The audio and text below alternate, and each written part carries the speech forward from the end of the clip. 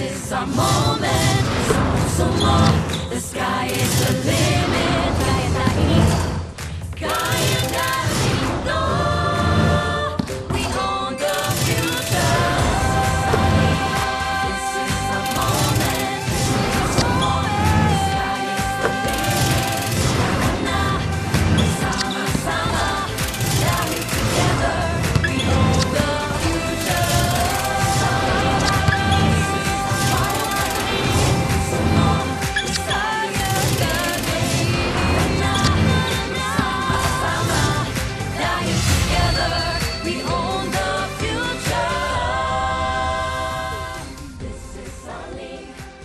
Our live coverage of NCAA Season 100 Siglo Uno Inspiring Legacies continues.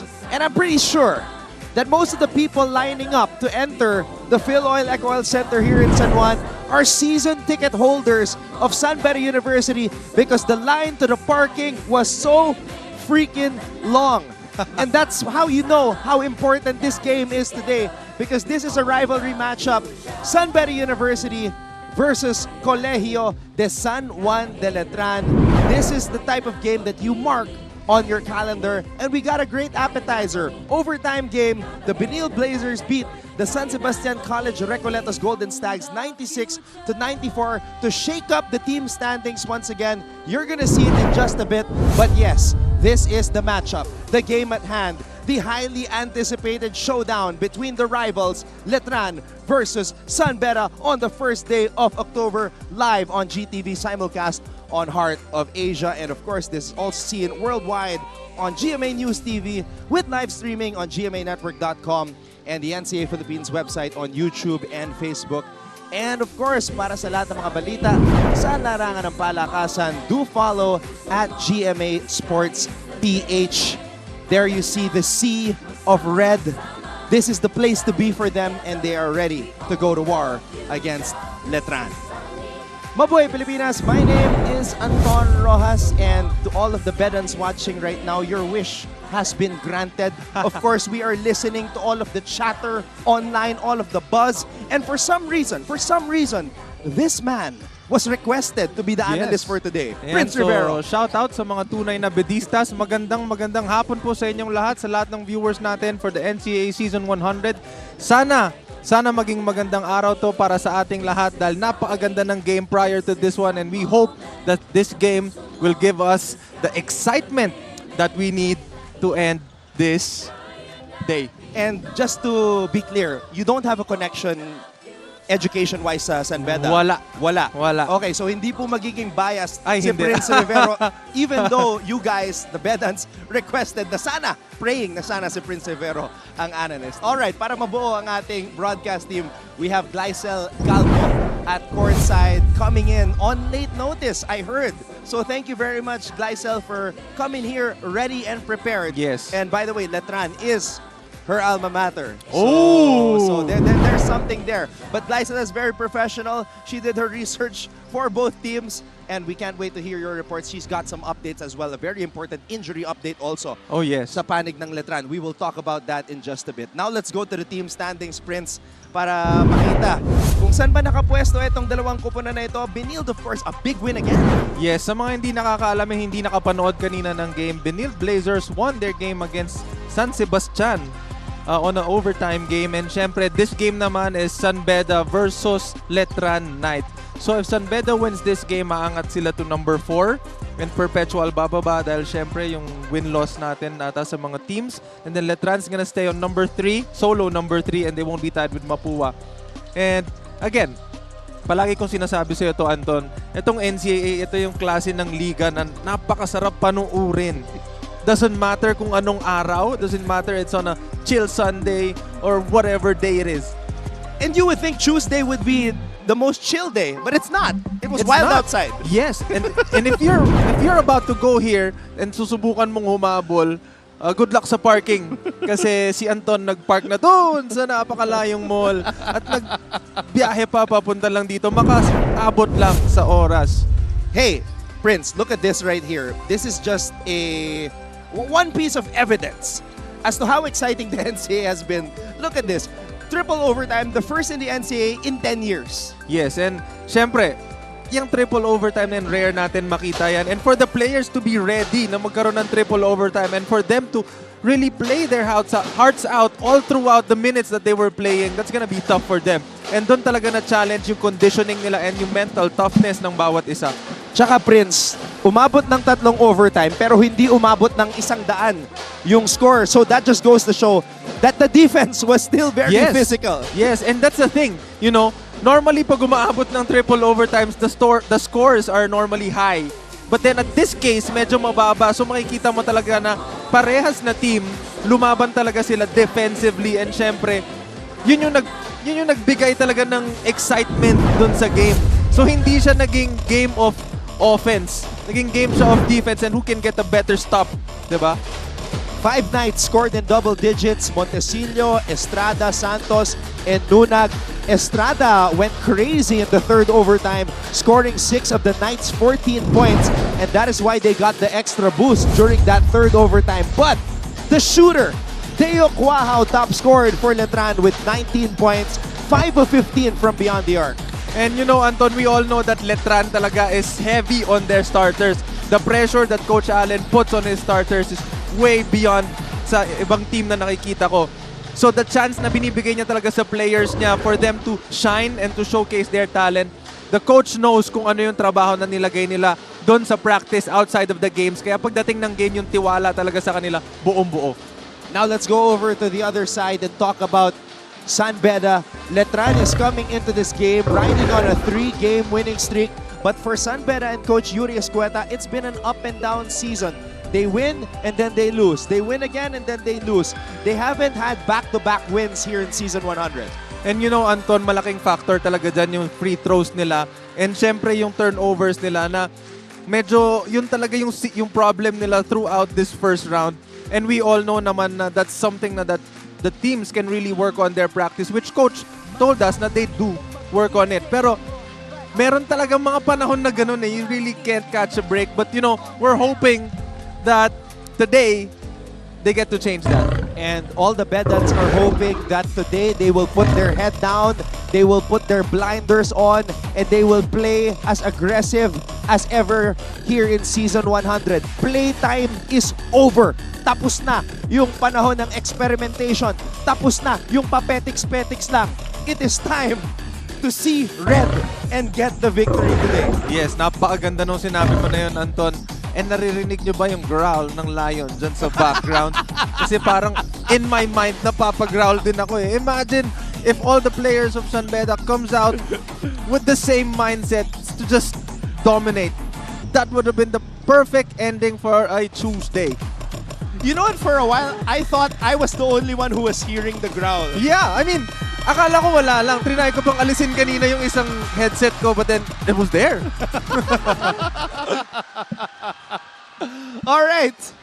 We are hyped and we are ready for this matchup between San Beda and Letran live on GTV, simulcast on Heart of Asia. Let's turn it over to our Coliseum announcer para makilala ang mga starters. Good afternoon, NCAA fans at mga kapuso. Welcome to Phil Oil Eco Oil Center here in San Juan City. Ito po ang inyong NCAA Season 100 Siglo Uno Inspiring Legacies. Live ngayon sa GTV at simulcast sa Heart of Asia, Worldwide GMA News TV at may live streaming pass sa gmanetwork.com, NCAA Philippines website, YouTube at Facebook. It's the main game of today's NCAA men's basketball. It's between Coleo de San Juan de Letran versus San Beda University. Now let's meet the starters first from the Letran Knights. Starting guard number 7, Nat Montecillo. Honor guard number 26, Jimboy Estrada. At forward number 1, Joseph Lunag.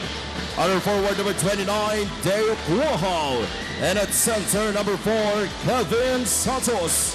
Head coach of the Letran Knights, Allen Ricardo. And now let's meet the starters from San Beda Red Lions. Starting guard number 4, Emon Cogley. Under guard number 12, Nigel Gonzalez. At forward number 21, Yukian Andrada. Under forward number 1, Jomel Puno. And at center number 27. Coach Alan Ricardo is bringing out the big guns for the starting unit of Colegio de San Juan de Letran, Jimbo Estrada and Deo Cuajao, along with the much improved, a guy who has awakened, Kevin Santos, the man in the middle. At merong mga pagbabago dito sa starting unit ni Coach Yuri Escueta. Celso will no longer be part of the starting 5, Prince. And you know, I think this is a much versatile lineup for Coach Yuri. Kung titignan mo sila, hindi sila sobrang laki, pero they have almost the same height na ready talaga sila dun sa mangyayari na possible switches dito sa game na to. Kasi knowing Letran, they're heavy on their first 5. And for them to be able to match that, they have to be ready on whatever Letran tries to run. And we are officially underway. The first Beda Letran game here in Season 100 of the NCAA. Montesilio starting us off with a bang. That was a cold-blooded 3. Nakuha niya yung bola, hindi nag-isip, one dribble, tinira niya na agad. Talk about aggressiveness. And confidence. Speaking of aggressiveness, Jomel Puno attacking the rack. It's so loud here, we can't even hear the whistle. And what a way to start this game. At Montesilio, right between the eyes of Tagle. And you know, again, parang nonchalant 3. No reaction, no sellies, no whatever. Unbothered. Pero may sagot. Si Yukian Andrada, triple from the corner. And Letran has the next possession. Bola na kay Estrada. Binigay dito kay Santos. Santos, cross-court pass. Montesilio, dinedepensa ni Tagle. 12 on the shot clock. Montesilio, tununag, baseline jumper. What a setup! What a setup by Montesilio. He knows na after that ball screen, aangat sa kanya yung defender ng big guy. And he looked for that guy on the perfect time. What a nice pass, what a perfect shot. Gonzalez on the attack. Gonzalez drop pass. Andrada. Andrada throws it out. Tagle in and out. Montesilio has the rebound. Let's now go to Gleisel Galpo. We just want to prove that we are still here. These were words from Captain Lion, Yukian Andrada, Anton, and Prince. Today is another day. Therefore, another chance for our defending champions, the San Beda Red Lions, to get back on the winning side. Inamin nga sa akin itong si Yukian that his guys hasn't been playing the best recently and that they lack proper execution in their last game, lalo na daw when it comes to defensing. But like he said, they can't be down because there's still a long way to go. That's why he expects all his guys to step up and give their 100% energy and effort to get that W. Unfortunately, Knights captain Pau Villar will be missing today's game because he is not feeling well. Sa kabila nito, kumpiyansado raw siya na kayang maiuwi ng kanyang kupunan ang panalo. Anton and Prince? Wow, that's a big development right there, Gleisel. Pau Villar, who averages 13.6 points per game and 5.2 rebounds per game, will not see action today. He's not even suited up. And I think that's one of the reasons kaya iba yung lineup na nilagay ni Coach Yuri, because knowing maybe he found out before the game that Pau is not going to be playing, and you know, he put up a lineup that's going to be able to at least makasabay dito sa offense ng Letran. As you can see, they've been attacking and attacking and attacking, and then they have 20 seconds to set their offense. But normally, if you're going to try to play defense on those or defend, they're only going to have 17. But at this case, they're really running. And speaking of running, here come the Red Lions. Andrada, short. And Una comes up with a rebound. Estrada. Gonzalez in front of him. The switch comes. Montesilio. Montesilio pulls up. Too strong. And Andrada will track down the loose ball. 8-3 ang ating talaan. Lamang ang mga Letranista.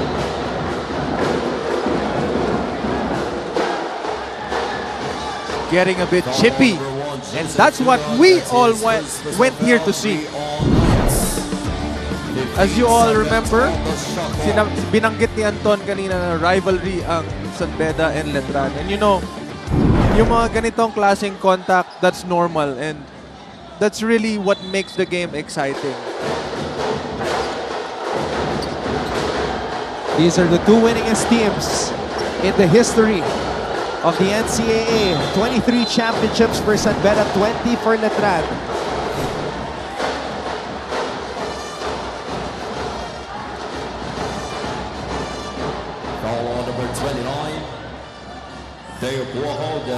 You know, Anton, in some coaches, the way they see things, when you get plenty of fouls, it means your team is playing good defense. Because you know, you're really not giving them space, enough space for them to be comfortable.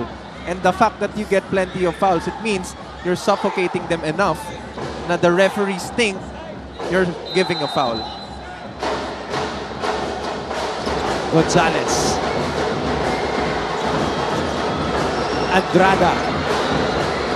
Oh, Dunak with a rejection. Ito na si Quahao. Quahao throws it out to Estrada. Jimboy. Smooth move to the basket. And Santos was fouled. You know, I like how Letran is playing. Letran is playing a very, very fast basketball, and at the same time, as soon as they get inside the paint, they have this last-minute decision-making where they get to see their open teammates and they make the extra passes.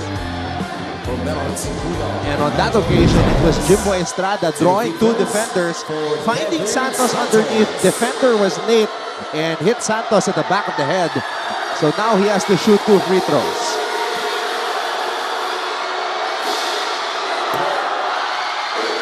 And you can see the demeanor of Kevin Santos has changed dramatically. Yes, especially if you're being given by the coach as much responsibility as he has given him.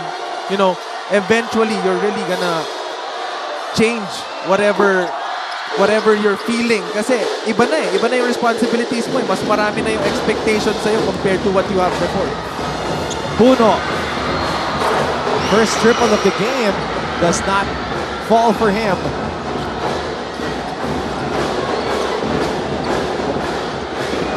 Puno attempted an NCAA career high of 7 3-pointers in their last game.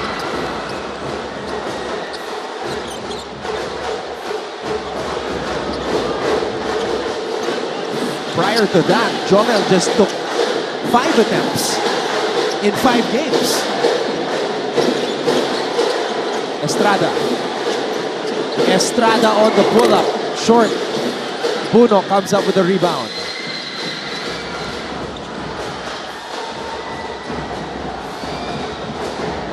Celso. Puno. In and out dribble. Jomel Puno!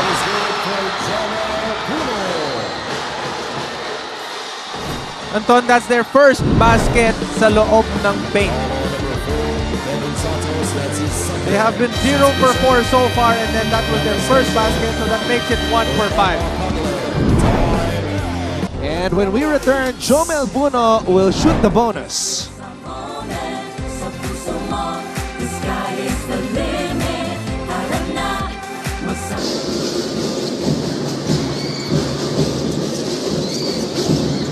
Medina from the baseline.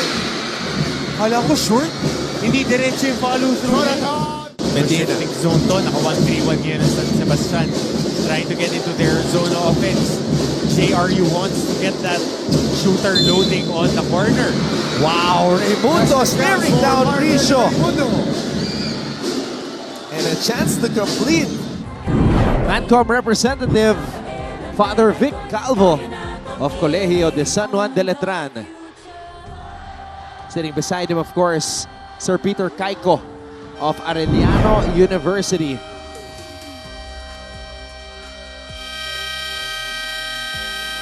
And there you see a very animated coach, Yuri Escueta. In that San Beda huddle, Dax Castellano, Mancom rep from De La Salle College of St. Benil, #1 in the team standings right now.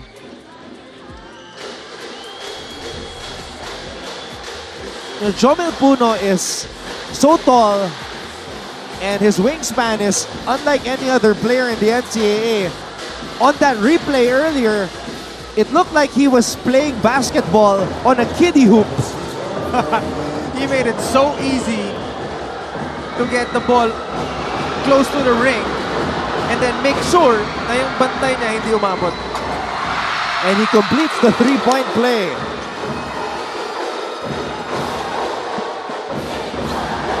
Montesillo.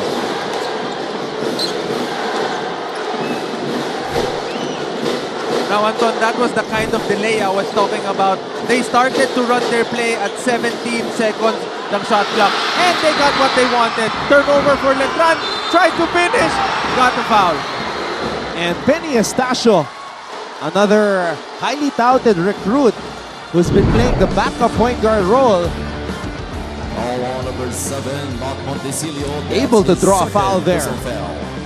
And you know, Benny Estacio last game was kind of quiet with the minutes that he was given. James Wheeler coming in for Mark He Montesilio. only shot 2 free 1 throws attempt, for Val. and he made it 1 out of 1 for 3.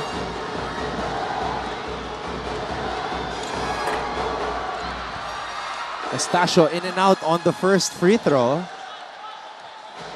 Coach Yuri Escueta now in his 3rd season as the head coach of San Beda, his high school alma mater. 0 for 2 for Penny.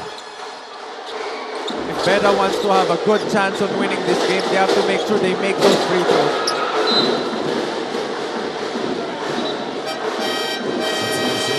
They're gonna need every point they need. James Payosing is now in. Papahinga muna si Yuki Andrada. Jace Miller, looking for a friend, gets it to Santos. Miller. Santos handoff to Estrada. That's good defense. That's good defense. Kevin Santos drives by the baseline from the three-point line at sumabit ang depensa. That could have been a good defense if Jomel Puno didn't strip on his foot. He almost got a basket in the count for that.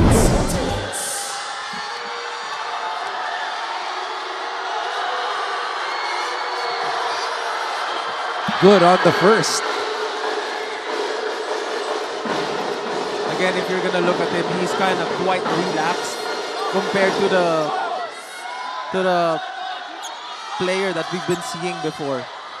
And you know, the demeanor really tells you a lot in terms of the responsibility that the coach is giving you and the expectation that he's giving you.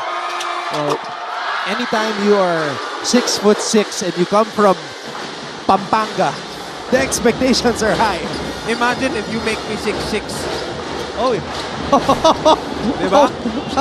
I'm only 6'3". Imagine if I'm 6'6". you'd be causing a lot of problems, Prince. Payosing. In and out dribble. Payosing. Celso. One more try. You see what I mean, Anton, when I tell you na their big guys are wide open underneath. They're getting those rebounds because the guy guarding them isn't minding them. They're more focused on the guy attacking than the person they're guarding. Estrada. And I think that's what they should really maximize and look for. Let's see. Prince Rivero has been stressing it. The big men have been trying to seal and post up. Now Puno posting up. Puno. Celso. There you go. They are so focused on the guy with the ball that they're forgetting that the big guy is there waiting for the offensive rebound in that case. And they've got the size. Luna. Estrada. Santos. Mid-range.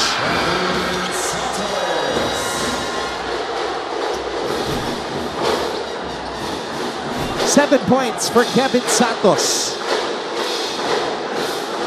Actually make that 9 points. Jomel Puno breaks free and scores at the rim. That's 5 for Jomel Puno. Sahonia with a deflection. Wow. Puno with the board. Jomel Puno going coast to coast. But Santos says, get that out of here. And the tribute to the late great Dikembe Mutombo. Rest in power.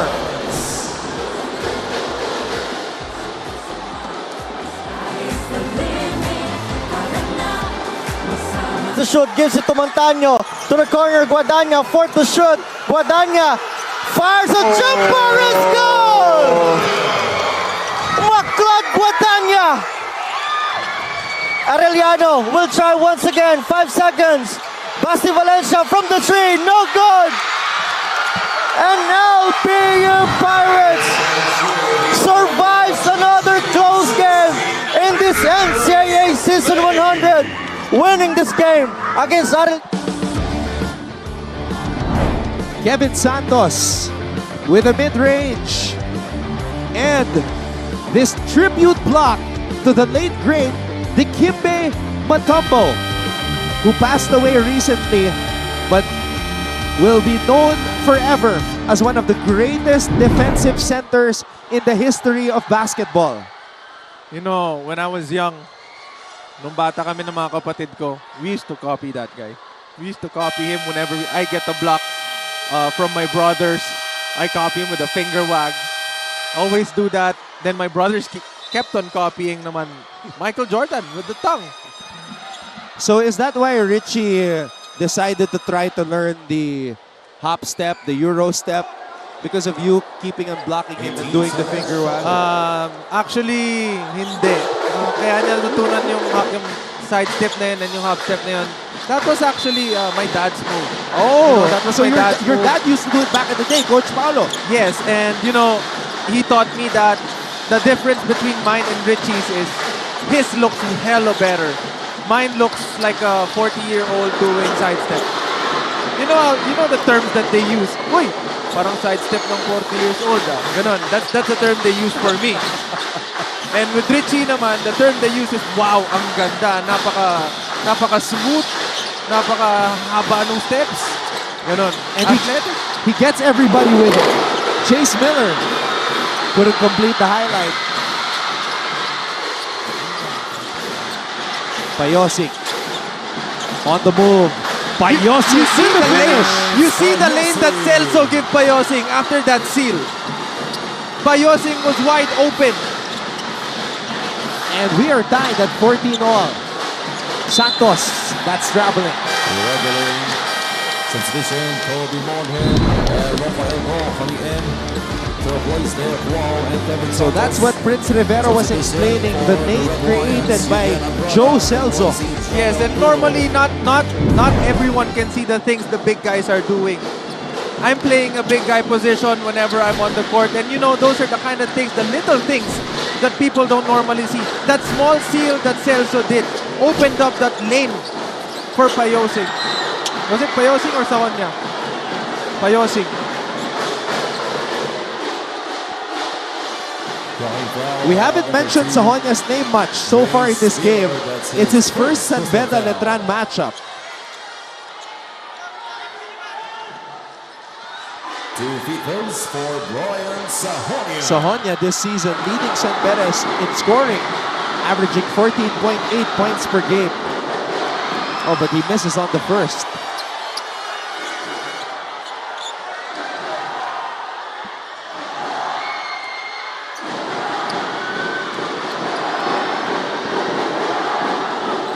Second free throw for Brian. And you know, Brian Sahonia has 70% in his free throws. And you know, I think he has the highest percentage in terms of free throws sa team niya ngayon.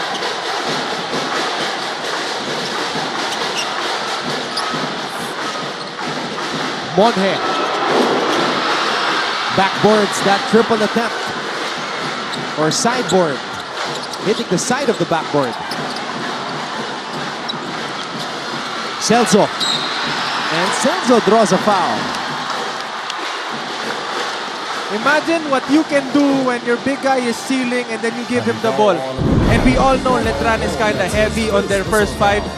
Imagine getting fouls from their first five bigs. Or in that case, second five bigs. If they did that way earlier, the fouls they could have gotten from Santos would have been big for them. Imagine. Then it's gonna make the guards, it's gonna make the life of the guards easier because the guy won't be defending anymore if he has plenty of fouls.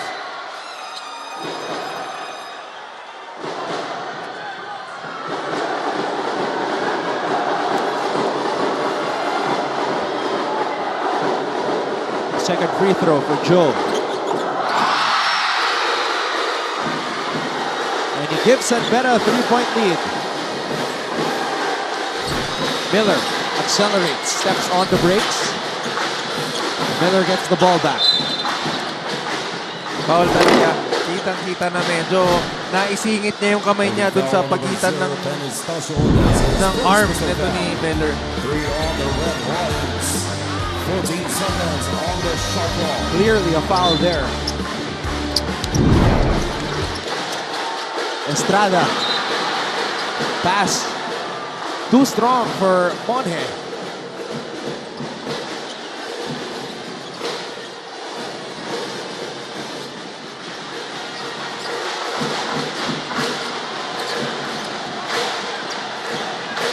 Estacio. Celso. Now San Beda putting emphasis on their bigs.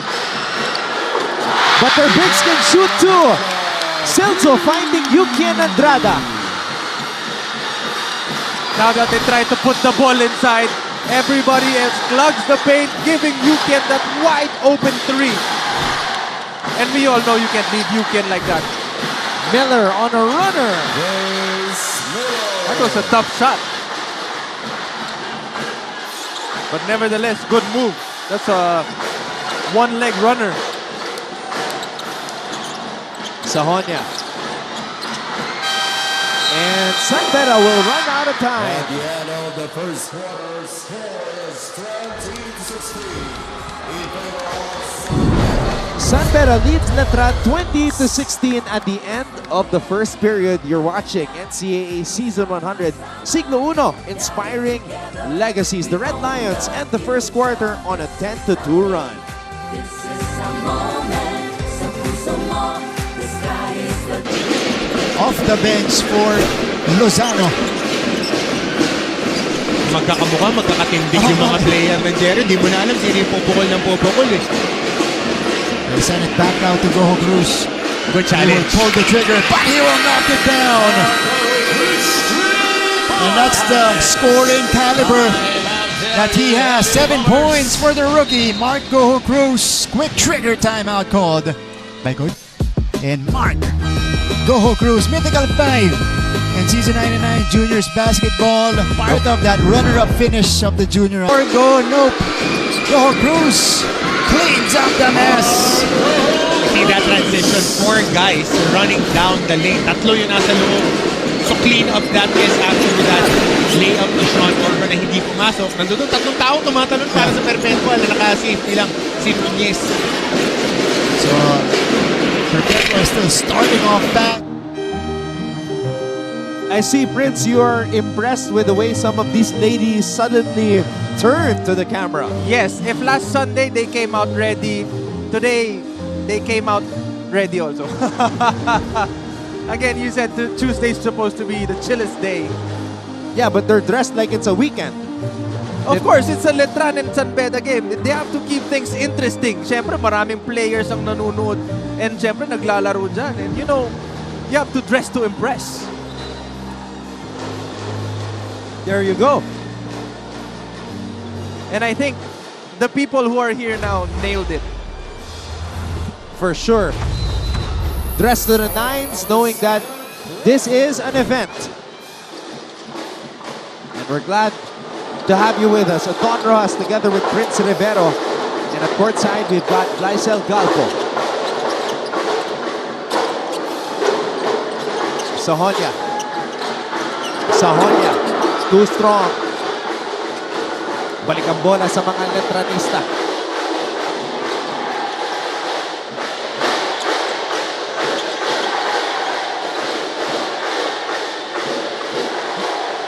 Estrada. Miller. Throws it out. Goal for 3.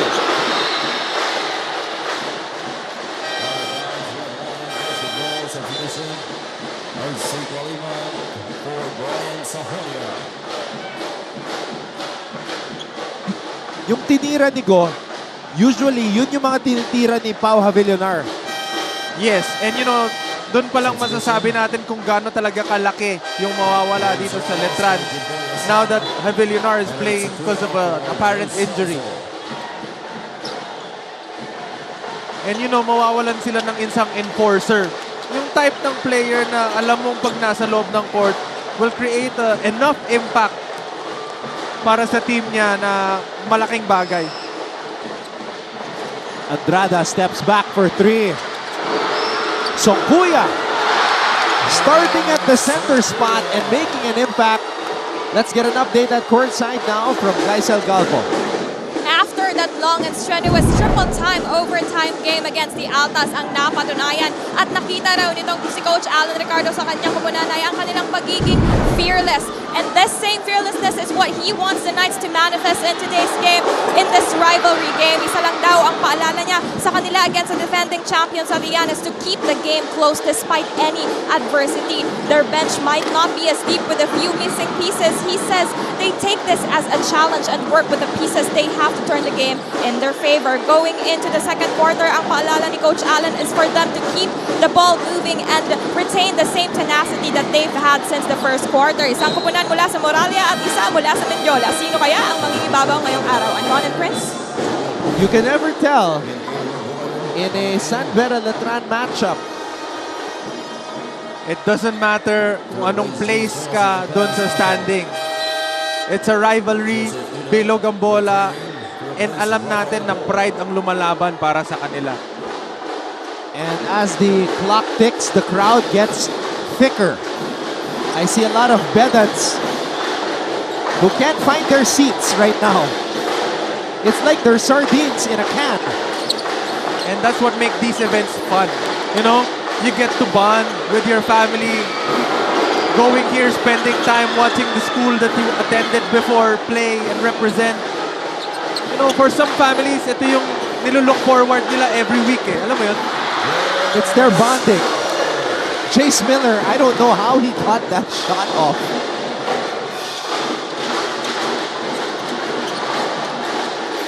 Puno. Puno gets it back. Omonhe defending him tight. Puno pulls up. Shomel Puno. I love the aggressiveness. I love it. Oh, he's got the height. He's got the physical attributes to become an unguardable player. And he has a very deep bag. You know, he can shoot from the outside. He can shoot from the perimeter. He has the skills to play guard and to dribble and, you know, to create for himself and his teammates. And I agree with you. I believe Jomel Puno does have a big bag. The problem is we haven't really seen a lot of what's in it. Songkuya. That was a tough tip-in for Songkuya. It's only now really that we're starting to see what's in Jomel Puno's bag. And I kind of like it how he's trying to be more aggressive each game. And, you know, in that case, we get to see more of him trying to showcase what he can, you know, really give to San Beda. Puno to Royo. Royo back to Puno. Songkuya. Andrada to Puno. Puno. Space to operate. Puno. Oh, offensive foul warded off. Offensive foul on Joel Puno. That's his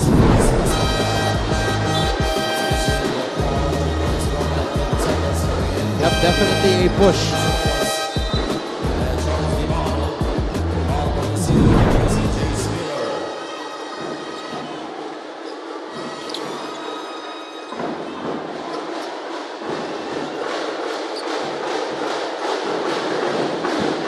Estrada. Defended by RC Kalimag, who scored 14 points in 14 minutes in the last game. Talk about quality. Montecillo. To Estrada. Estrada on the pull-up off the glass. Specialty of the house. Yan yung nawala kanina nung lumabas yung first group nila, yung aggressiveness ni Montecillo to get those help defenses and to look for the kick-out passes to his teammate for an open shot. San Beda on top 26-20.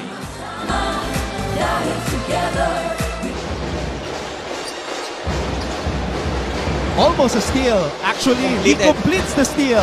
Paeng Are. Bumitin sa ere. Paeng Are. Wow. And one. May deflection dito mula kay Are.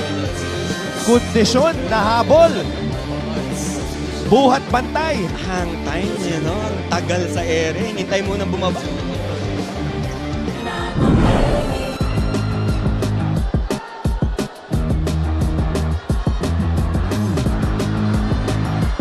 So, that's a situation where may defender na bumangga kay Miller while attempting the Pinoy step, pero nagawan pa rin ng paraan ni Jace. And then, Estrada with his signature off-the-glass mid-range pull-up. Teams here in the NCAA still having trouble figuring it out as we see Sir Hercules Calianta, chairman of the management committee for LPU.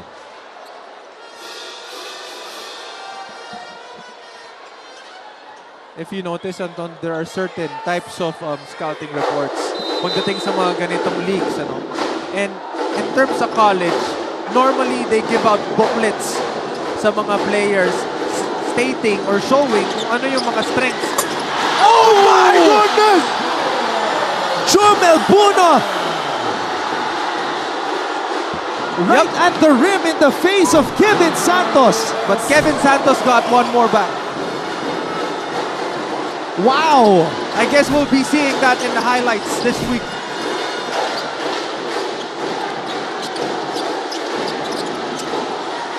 Sokuya. Santos snatching that ball. You can see the pride in his face. He just got dunked on. So he scored on the other end and then got a rebound away from Puno on that last play.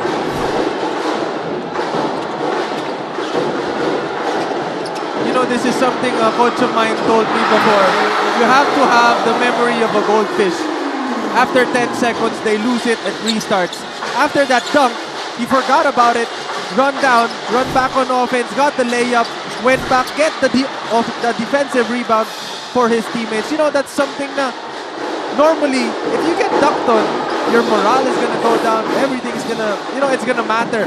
But with this guy, he's very nonchalant about it. And you know, still giving up points. And Estrada with Another pull-up. despite Jomel Puno challenging that shot. And if you're gonna look at Estrada here, normally a player's strength is going right or left. But in this case, earlier he went to the right with the pull-up, and then now he went to the left naman with the same pull-up. How are you gonna guard that? Montecillo. Rebound Kalimag. Kalimag is running. Kalimag to Sokuya. Oh! Inuna ni Sokuya yung contact. Hey, he thought about Santos getting for that block. Estrada. Santos free for three, but shot went towards the right.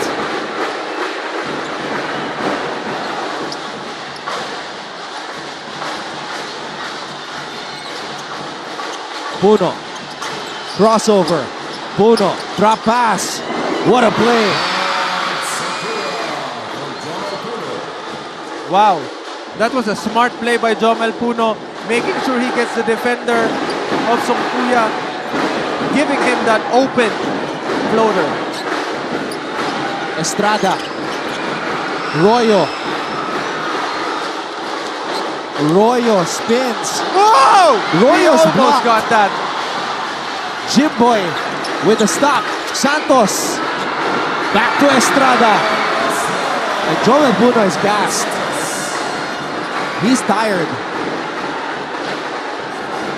He's trying to do everything for his team. Creating for his teammates, playing defense, running back on defense, setting the plays for them. That's tiring.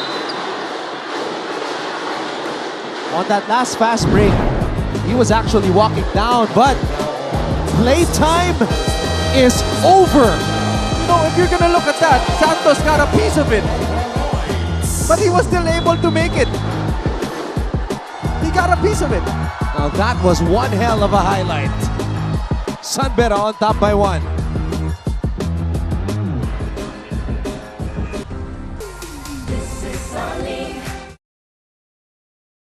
Kung sa Season 99 ay may new heroes of the game, itong unang siglo ay meron ding OG heroes ang NCAA. Hindi lang kasi mga sports legends at mga sikat na celebrities ang naging bunga ng NCAA schools, kundi pati na rin ang mga pambansang bayani ng Pilipinas at dating presidente. Produkto ng Kolehiyo de San Juan de Letran ang mga revolusyonaryong sina Apolinario Mabini,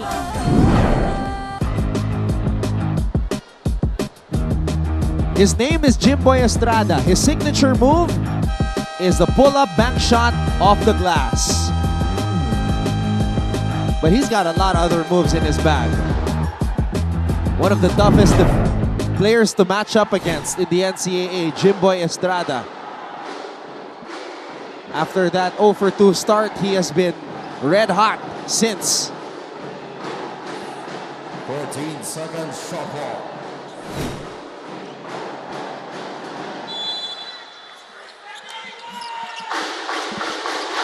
San Beda holding on to a 1-point lead. Oh, Gonzalez called for traveling.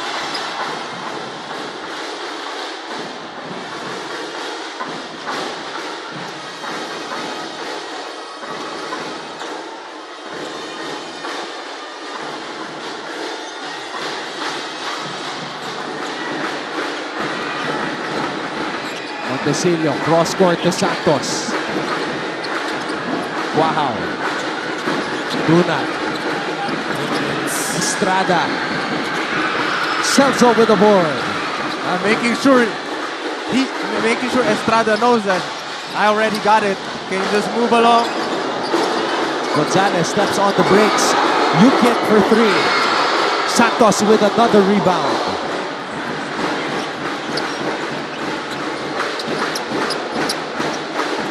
Coach Alan Ricardo calling out the play. Santos. Estrada. Montesillo swings it. Wow! He's the shooter! Like what you stated, Anton, shooter shoot. He has the green light and those kinds of shots. He took it and he made it. And he gives Letran back the lead. Sahonia, can he come alive for the Red Lions? Sahonia to Celso. Celso saves it. But Tagala unable to find enough real estate to maintain his balance. What a shot right there by Deo Quahao.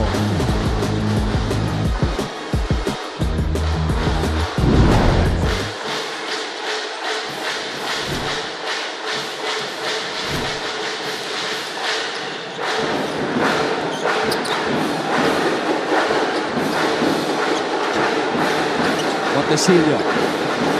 Wow. Steps back. He tried to go for that heat check. Checking if it's still hot. Definitely a heat check because he shot it with still 11 seconds on the shot clock. Yes, and I'm looking at him. I'm watching him now. He was talking to his coach. His coach was telling him, you should have taken one more dribble. But he was like, nah, coach, I felt it. After that dribble, I felt it. It's okay. Next time, I'll take one more shot. I saw him say that. And you know, if you're a shooter and you have the green light, if you take those kinds of shots and you miss, you already forgot about them after. Shooter shoot. Shooter shoot. Doesn't matter. Tagle, too strong. Santos tips the basketball to his teammate. To those wondering why San Beda is missing those kinds of shots or layups close to the baskets, now that is the presence of Santos. Earlier, after that block, Santos gave San Beda everyone from San Beda who tries to attack are thinking about him blocking them. Especially after that big block. Yes, and that's what I was talking about earlier. After that big block, you know, whenever they try to go for that layup, the mere presence of Santos at the back of their mind telling them, I have to be wary about this guy because he might block me. So instead of just shooting a regular layup, they're thinking about, oops, I gotta be ready. And sometimes being ready means changing their shots, even if they don't have to. And Letran leads San Beda 32-30 at the half.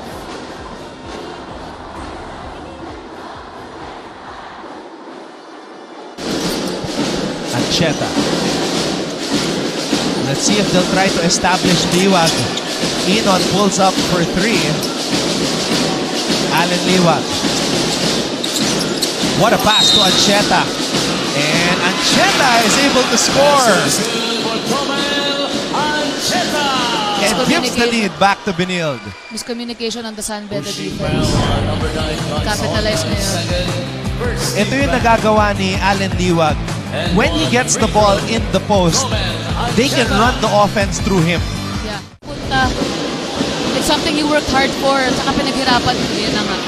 Yup, that's a champion point guard right there. And he's smiling. He's getting comfortable. Tony Inon gives it back to Chomel Ancheta. Inon with 5 on the shot clock. Inon binigay kay Ancheta. Ancheta pulls up for 3.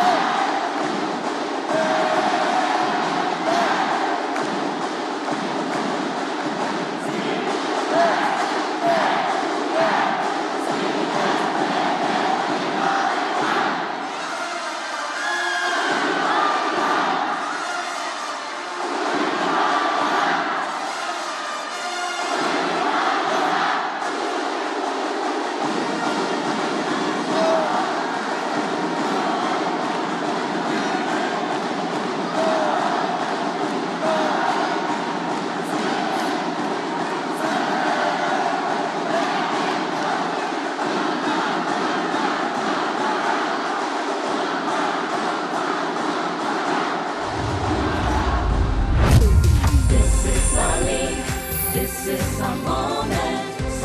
And that's why he is there. Kaya naman itong EACA, they transferred into a zone. Mangubat drains the triple. Unang punto sa laban natin para kay Lawrence Mangubat. Make the most out of it. Kasi hindi mo alam kung kailan ka ulit gagamitin. Hindi mo alam kung kailan mag-perform ulit yung mga kasama mo, di ba? That's right. So, kailangan. Ito na naman.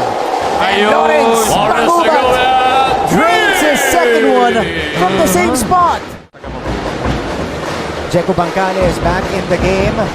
Pati itong si Devara ng EAC. Mangubat! Kaboom! The rookie is red hot from downtown. A second quarter explosion by Lawrence Mangubat. Cortiza. Luciano. That's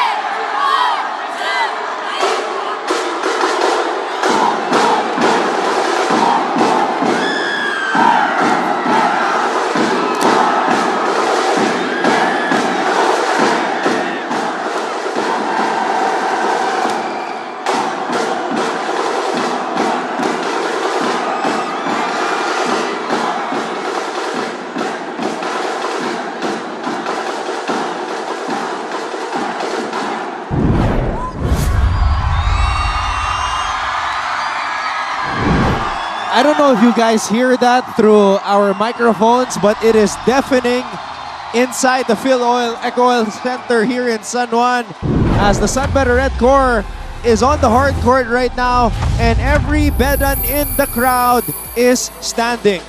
That's how you talk about school pride. You know, during half times, whenever your cheer squad or your drummers are there, that's when you'll find out talaga kung sino talaga yung talagang when their teams are playing, they give it their all by just watching and cheering their hearts out.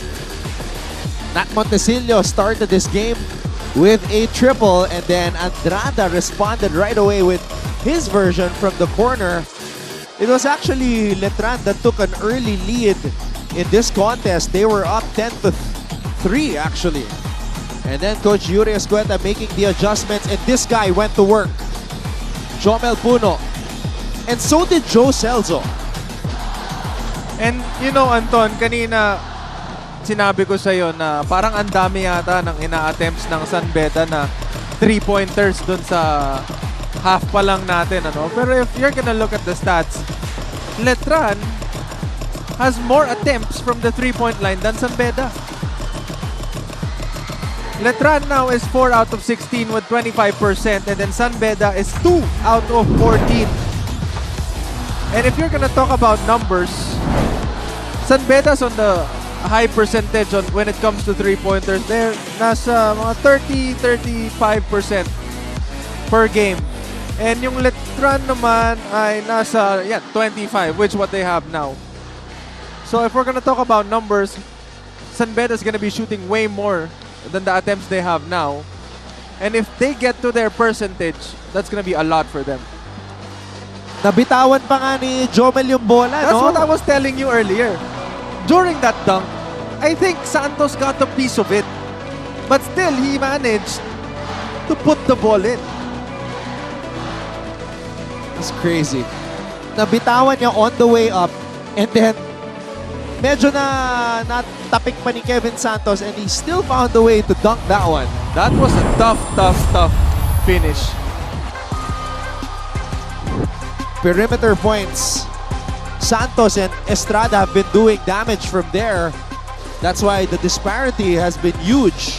And also, what I see with Letran is they're leading now because of how their guards are attacking the lane, getting those help defenses, and then kicking out to their teammates to get those open shots or open drop passes for the easy finish.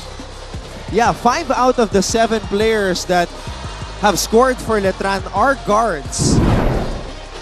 So, no surprise as to why lamang na lamang ang Letran pagdating sa perimeter points kontra sa San Beda, as we see Santos with 9 and Jomel Puno with 9 as well. Okay, Anton, I'm gonna ask you to look at the screens now. Okay. Among the San Beda players, who are the leading scorers and what are their positions? Bigs. Bigs. Well, I don't know if you consider Jomel a big. Yes, but sometimes he's playing 4. Yeah. That's why he gets those mismatches. But anyway, Celso and Songkuya and Andrada and Puno, those 4 guys, they're bigs. Yeah. And they're the ones who are leading San Beda in scoring. And I think that's really what they should maximize. Because if you're really watching earlier, Sahonia, Payosing, those are the guys that Letran is trying to stop. They're really putting pressure on those guys, giving them a really hard time to get the ball inside. And you know, the big guys are always open. They should maximize that. San Beda historically always has that slot man, that big man in the middle. And let's see if they will continue to throw the ball in the paint and live in the paint to get the win. As always, Prince Rivero and I have been flexing our shirts. $399 only on the GMA store. But let's break it down. This is also for the ladies, Prince. Yes, we have yes, Glycel yes. Galpo wearing the shirt Kita here. nyo naman, bagay na bagay sa kanya. And kanina nabanggit ko kay Anton, Anton, magtatanggal din ba tayo ng damit? Kasi yung San Beda cheer squad, walang damit. Pero na-realize ko, bakit ko siya tinatanong? Suot ko na yung pinaka-komportableng damit na pwede kong suotin. Saktong-sakto yung haba, saktong-sakto yung fit. Perfect! Guys, napakamura. Bilhin nyo na to. Exclusive on GMA. I see what you did there. What a plug. What a promo. You have a talent, Prince. Wow, it is really loud here. And earlier we were talking about the parking when you said, if this is what I struggled with, and then I went to another parking slot for this much people, parang hindi sulit. And if you're gonna look around now, Worth it. worth it kasi puno. And you know, this is the kind of vibe that we're really longing for in these kinds of events and games. Santos throws it out to Estrada, Jimboy. Missing because maybe he didn't use the glass. That's why he missed.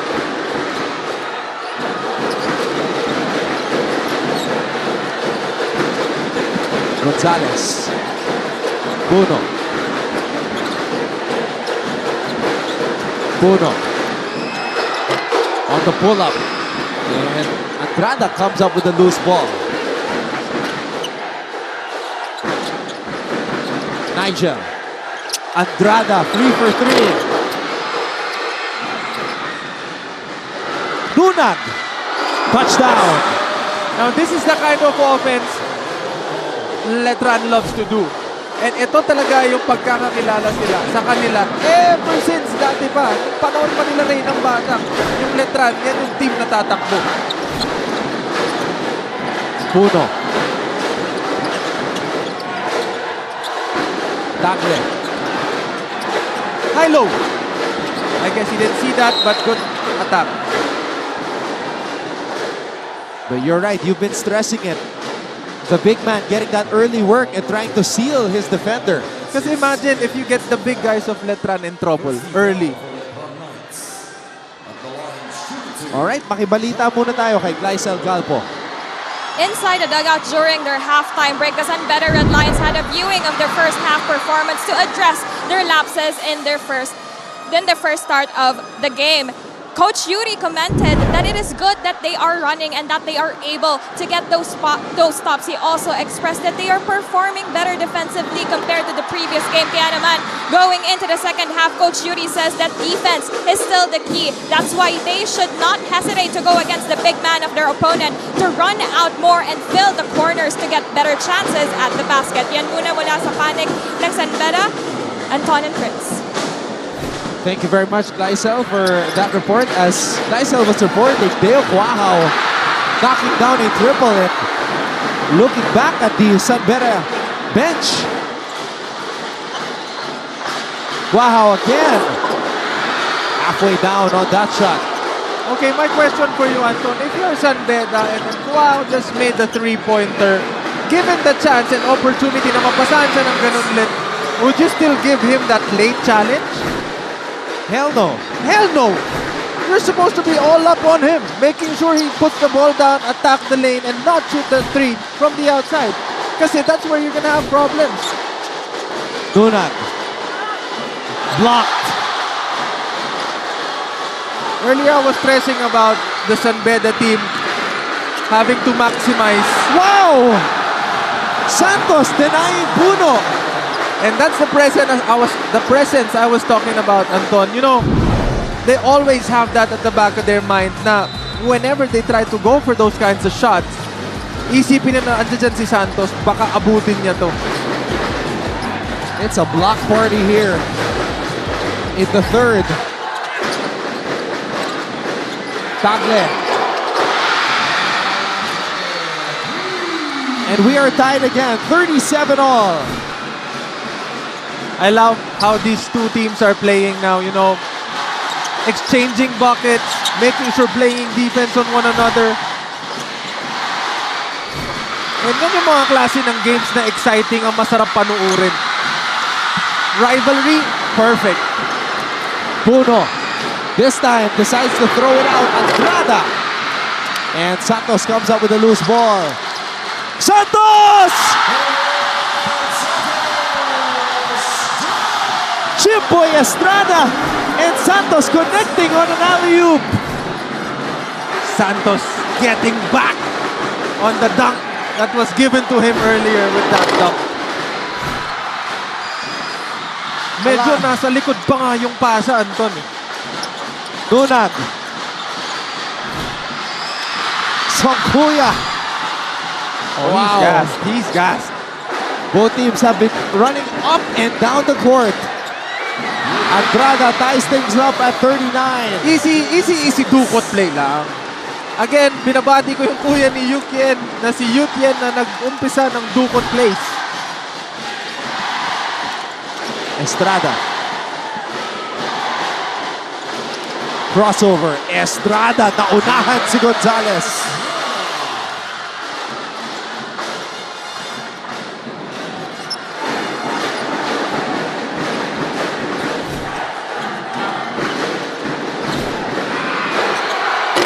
Estrada, too strong from the corner. You know, this Jimboy Estrada guy, it's really hard to check him or even guard him. Just because he can shoot from the outside, he can shoot from those pull-up jumpers, and he can create for his teammates and make those crazy layups. Santos! Oh, Santos has really been... But you know, Anton, kailangan makaipon ng Letran para dito sa game na to. Kasi, again, babalikan ko yung sinabi ko kanina, Coach Allen is heavy with minutes on his first five. And eventually, he has to give them rest. And pag nagpahinga sila, dapat enough yung lamang nila para dun sa time na nakaupo sila sa bench at hindi sila mahapon.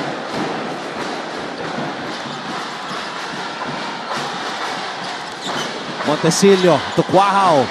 Pulls up for three! Teo Quahao gives Letran a 7-point advantage. And San Beda calls a timeout. Ay, naku.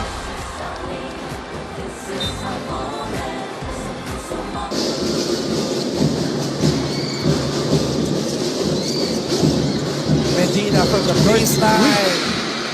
Kala ko short. Hindi diretso yung follow through. Medina. Zone to. Naka 1-3-1 ngayon ang San Sebastian.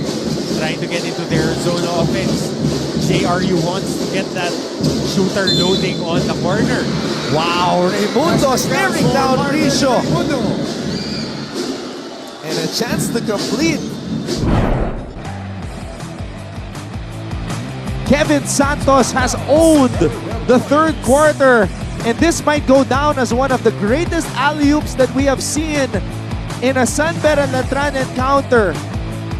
Kevin Santos, his evolution is on full display here in Season 100. Are you not entertained? Are you not entertained? Definitely, definitely this is the type of rivalry ang napakasarap panuurin. Alam mong mararamdaman mo as a viewer yung tension dun sa games natin. And syempre si Kevin Santos, nabanggit ni Anton na he owned third quarter and now he has 13 points with 4 out of 7 field goals, 5 rebounds, 1 assist, and 2 big blocks. Kevin Santos, his career high, 17 points. Very much within striking distance, Prince.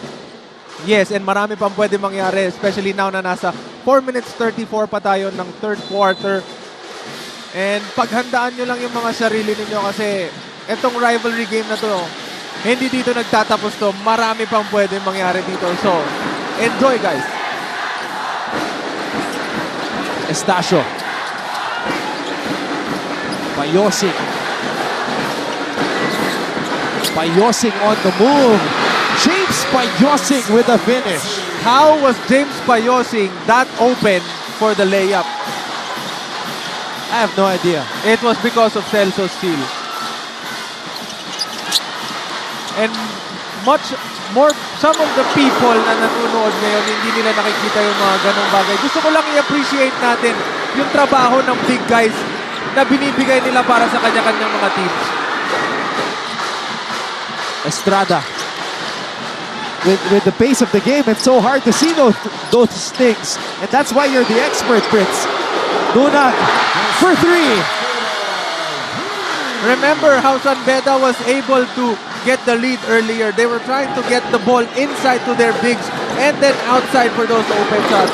And somehow, Letran is the one doing the same thing now and Beda trying to settle for their guards going around. Letran has been on a 10-2 run in the last 2 minutes and counting.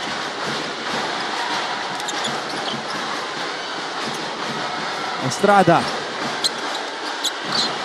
Montecillo to Quahao. And Montecillo picks up the loose ball. Quahao to Santos. Santos! Off the glass! Sadya yun! Alam mo, sa loob, pinag-uusapan namin yung mga mahihirap na klase ng tira. Yung mga ganong kalalapit, sabi ko, mahirap yan, lalo na kung walang bantay. Pero pinabanta niya sa board, para lang manigurado. 15 points now for Kevin Santos. And if you're gonna check the stats, Anton, dito sa Letran, si Kevin Santos, as their big, ang nangingibabaw in terms of scoring. The same goes with San Beda. Yung big man, yun talaga yung kumakamada ngayon. And I think the battle of the bigs are a good way to describe this game. Oh, there's what you were explaining. Celso clearing the path for James Payosing. And then Dunag with a huge triple. Letran has opened up a 10-point advantage. This is their biggest lead of the game.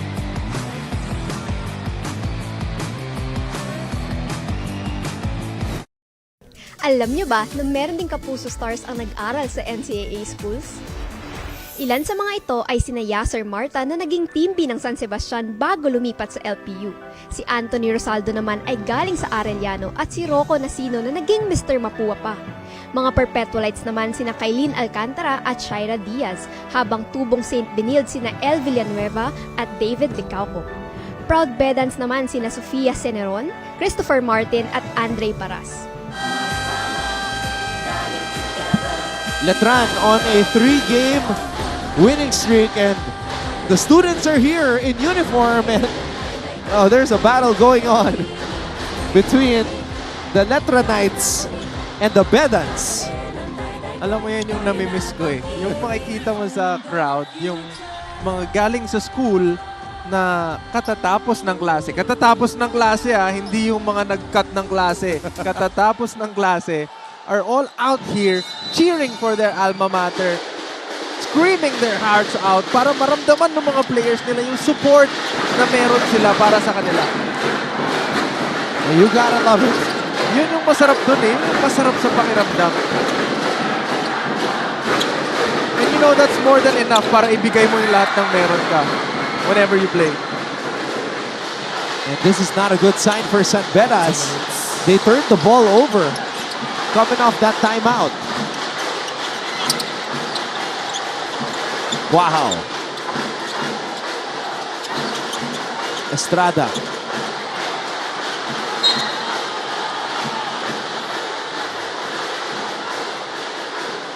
Sa anggulo na yon, nakita ata ni Coach Yuri and ni Joel Puno na tumama kay Jimboy yung bola.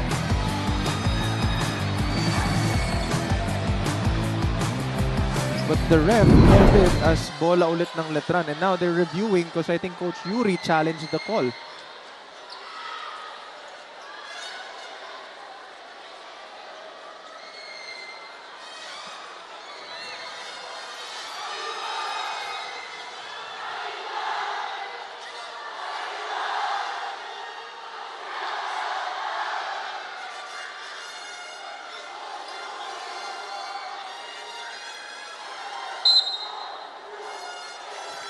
Upon review, the challenge made by San Beda Red Lions was successful. Ball possession of So a successful challenge by Coach Yuri Escueta and his San Beda coaching staff. And that was a crucial call, Anton. I mean, if it was given to Letran, they could have extended their lead in 12 or 13. But now giving San Beda the chance to cut down the lead. And Jomel Puno, aggressive enough to take the ball inside, gets the basket and the foul. And he is pumped. Jomel Puno today, 13 points. You know, I like how patient he was on that move. After that tiny little bump, he made sure that he got his opponent locked in that chicken wing before taking the reverse layup.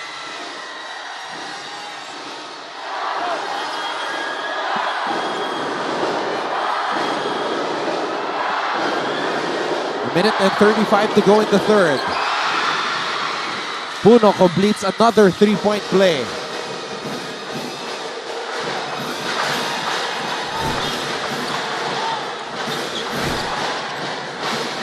Estrada. Celso with a steal.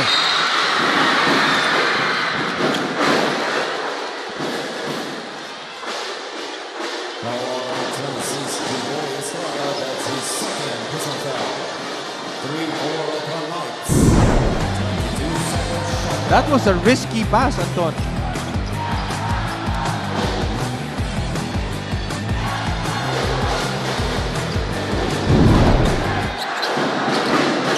And right now, Letran doesn't need to. Hindi nila kailangan magmadali, Prince.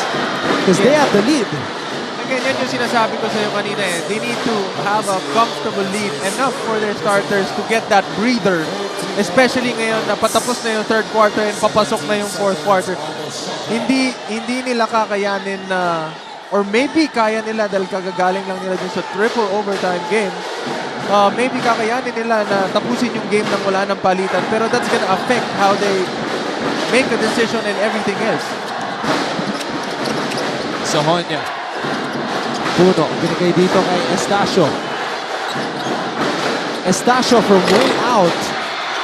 And Panyosing comes up with a rebound.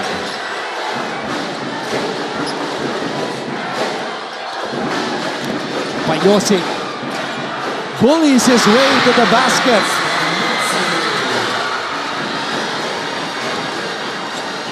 And I remember, Anton, last season we were talking about this guy, Payosing, and how he managed to, carry San Beda.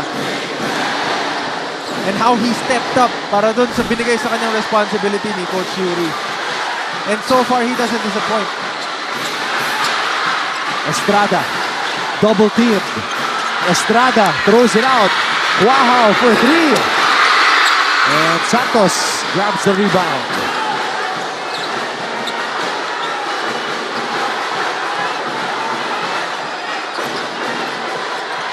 Estrada mula sa kanto. And Puno. Oh no. Santos is on the floor. And Jomel Puno. Move by Jomel Puno. He goes coast to coast for the finish. Alam mo yung term nila na nagkakape sa ere? Feeling ko nakapagkape siya. Nakapag-dessert pa bago tinira yun, Anton. Wow! A 7-0 run by San Beda after this finish by Jomel Buno. And this is the type of energy they need. You know, Jomel Puno again here for San Beda, starting a run for them, creating the energy that they need for the comeback. But Letran is still on top by 2.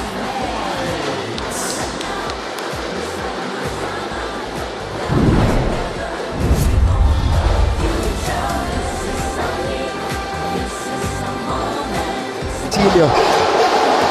Si Matt. Estrada is on the move. Estrada puts it up and in. So Jimboy is on. Matay naka 30 points sa first quarter. Right now, they're just 12 and 10. Montecillo surveys Luna, providing the screen again.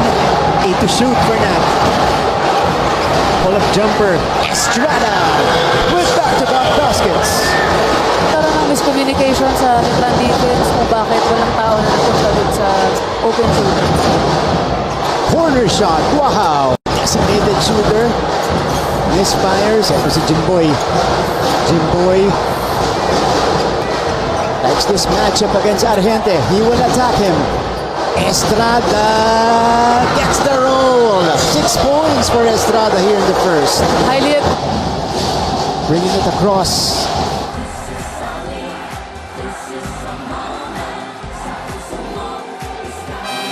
This is the scene inside the Phil Oil Eco Oil Center sa lungsod ng San Juan. Maraming salamat sa inyong panonood ngayon. Everybody watching live on GTV simulcast on Heart of Asia. Former Letran Knight Junjun Alas is tuned in. He's always watching actually. And syempre, speaking of mga nanonood, ayan, binabati ko po lahat ng nanonood. Ngayong araw na ito, syempre, si Noel and si Pau. Happy birthday sa'yo. And si Sir Ralph Lim. And syempre, si my brother, Bangayan Andre. Binabati ko kayo lahat. Magandang hapon sa inyo. And sana enjoy nitong game na to. You know, it's been so wild, Prince, that one of our security pulled out a flashlight and was waving the flashlight at somebody on the Letran crowd, telling him to calm down. Yes, and you know, kung sa tingin mo, Andon, yung mga fans na yan, hindi sila nakakatulong in terms of energy.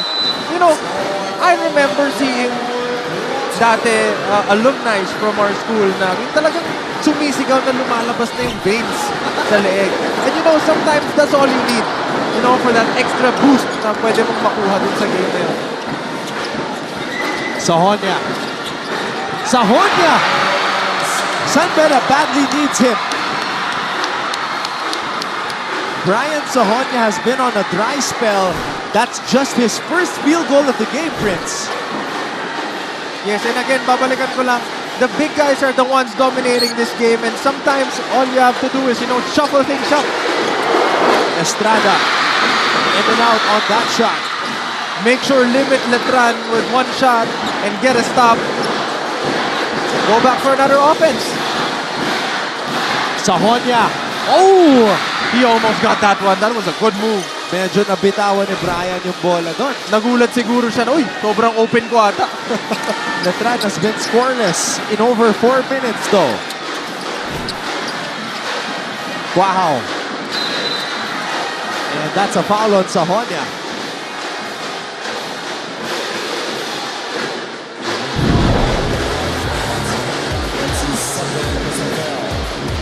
First team foul for the Red Lions. 14-second shot clock. What a game.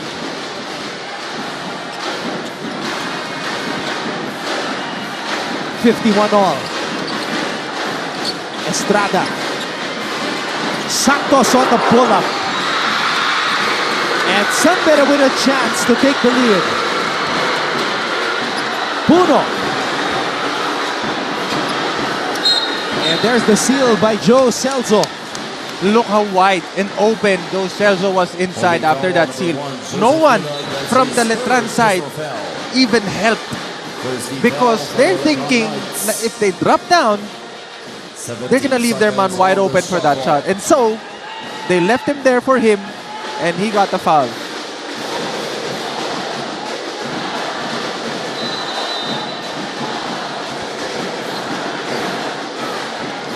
Puno.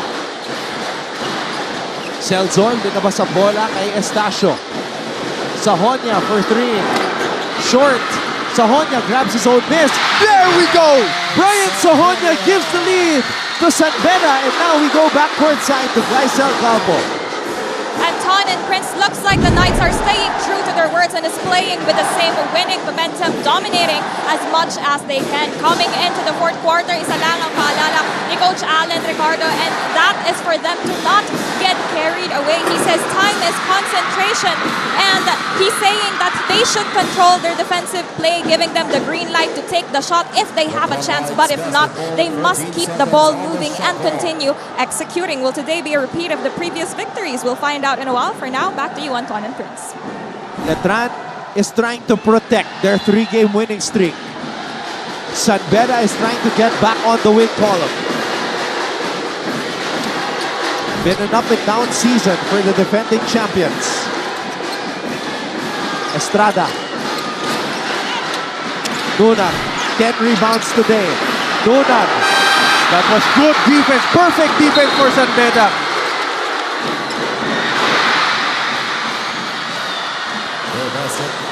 Was that a regular foul, or because normally in other leagues they call it the what do you call that? The transition foul. I think that's why they have to review it. No?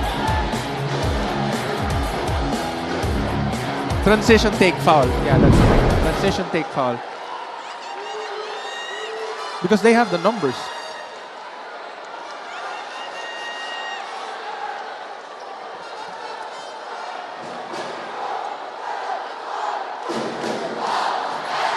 See, that's the energy we're talking about. I love it.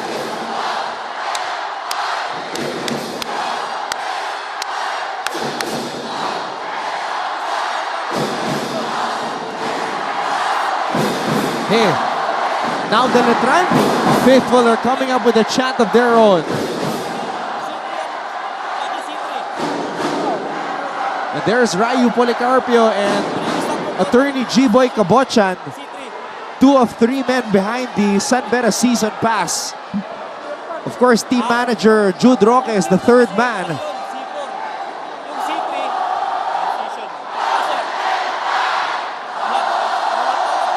What do you think, Anton? Anong itsura nung foul na yun kanina para sa'yo? Wait. Apparently, they called for a regular foul. Yeah. But based on my angle earlier, I think it was a transition take foul. But again, it's their call. And you know, they made the call as a regular foul. We have to honor and respect that. There's longtime team manager, Coach Jude Roque.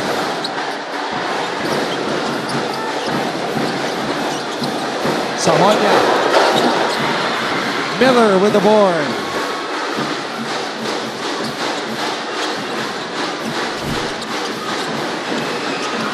Letran has not scored in 7 minutes. Can they end the drought? Not yet. Bayosing making rebounding look like an art form. Puno with a career high. 19 points for Jomel Puno.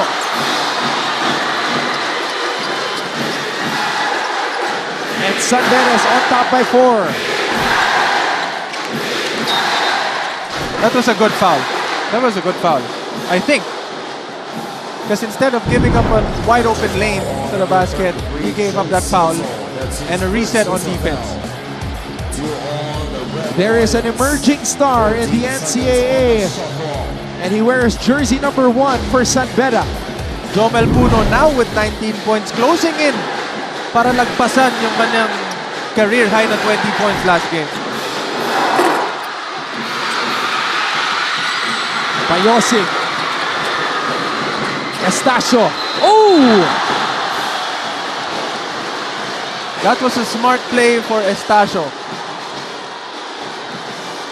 And that's the fourth personal foul on Jimboy Estrada. Team foul on number 26. Jimboy Estrada.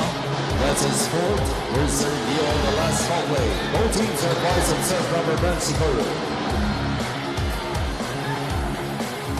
That was a nice shot fake, Anton. I mean, if you're on a fast break and you guys are up by 4, Number 26, Jimboy Estrada. That's his fourth. that personal foul. shot fake was the perfect decision you can make. Because sigurado yan, tatalon yan. And knowing na mas maliit ka pa kaysa sa kanila, gusto ka nilang tapalin. And what he did is perfect. Oh, Estacio still can't find the bottom of the net. San Beda now has 8 out of their 12 free throws. I think 12 or 11. Celso with the fouled. rebound. He got another foul from, I think it was Nunag. Yes, Nunag got the foul. San Beda Prince 8 out of 13 from the free throw line. 8 out of 13. And I think Nunag got his fourth personal foul, if I'm not mistaken. And that is going to be big for Letran. Jimboy Estrada with 4 fouls and then Nunag with 4 fouls. How is Coach Allen going to take this?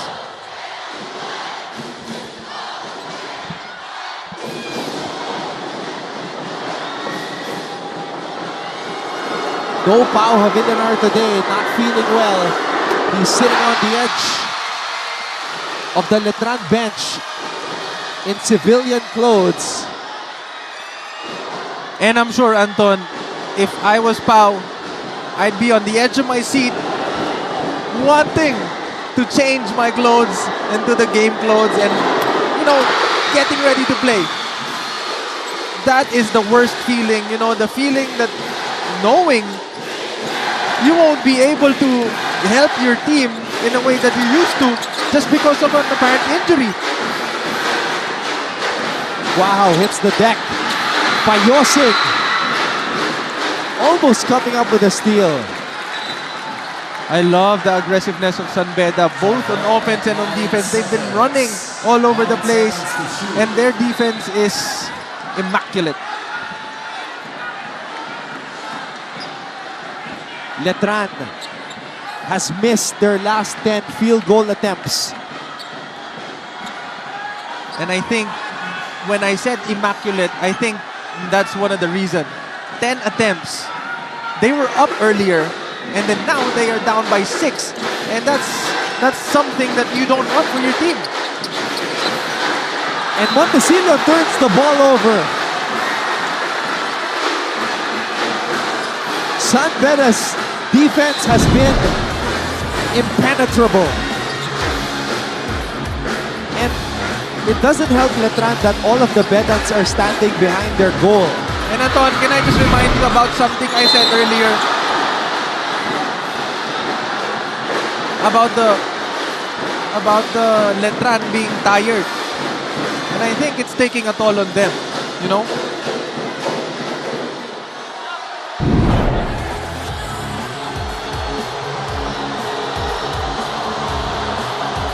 And I think Nunag has 5 fouls. Yeah. He has Wow. fouled out of this game and he's cramping up. And this is gonna be tough for Letran and San Beda at the same time. I think Jomel Puno is okay. Hopefully nothing bad is happening and I think he's okay. He's standing up. Nunag 7 out of 10. Or sorry, 7 points, 10 rebounds in 28 minutes. Heavy minutes for Nunag. And this is what I was telling you about, Anton, earlier. Coach Allen is heavy on his first 5 and I think they're kind of tired, you know? And so their decisions are somehow affected with the quality of the shots they take. And Because of the mental fatigue. yes, because of the mental fatigue. And there's a study about those kinds of stuff that if you're tired, chances are the decisions that you're gonna make aren't gonna be of the best interest of yourself and the team because you're tired. Kobe Monhe replacing Joseph Funa. Kobe Monhe comes in for Nunag. 2 free throws for Jamel. And I think Kobe Monhe is coming in for the first time. Second time, Second actually. time. He's played 5 minutes, but has not scored a point, Prince. And this is gonna be tough for Letran. You know, one of their players are fouled out, and then one of them 4 fouls. And there's only 6 minutes for this quarter.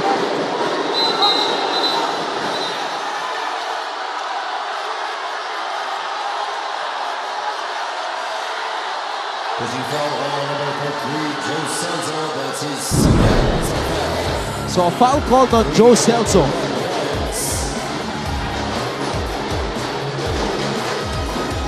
Akala niya siguro makakalusot siya dun sa konting push eh. But a foul was called. Good call there, ref.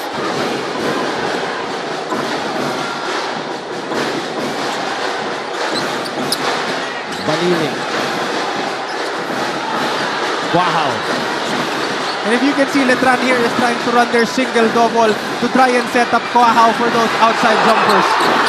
Wild shot by Kwahao. Oh! Oh no. Jomel Puno's in pain.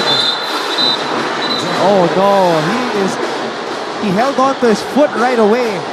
I think he was landing. cramping up. I think he's cramping up. Because earlier, his calf got hit, remember? And I think yun yung nag-cause nung pagtigas ng muscle, kaya nag-cramp.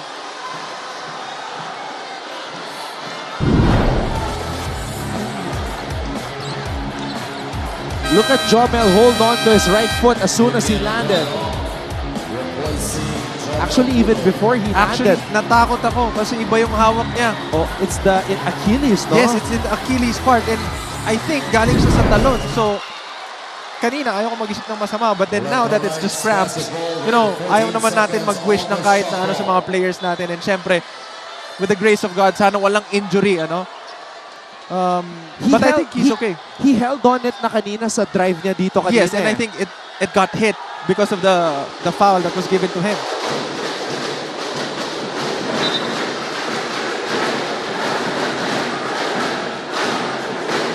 Jomel Puno, 27 minutes played today, 20 points, 8 rebounds, 1 assist. Letran, napako sa 51. And you know, Anton, Jomel Puno has been averaging 25 minutes per game and has now played more than his average. And I think that's one of the reasons why he's cramping up.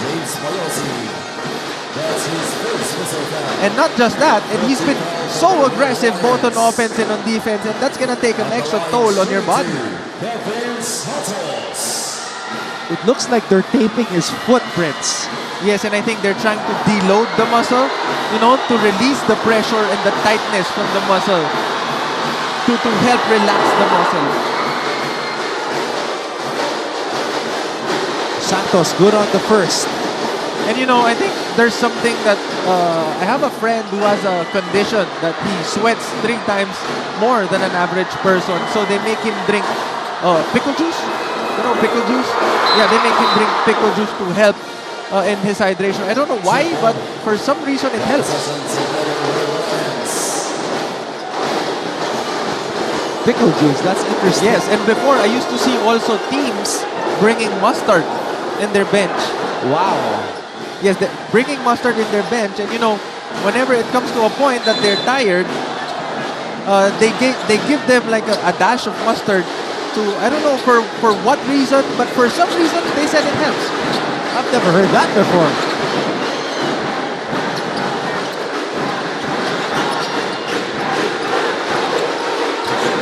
Estacio.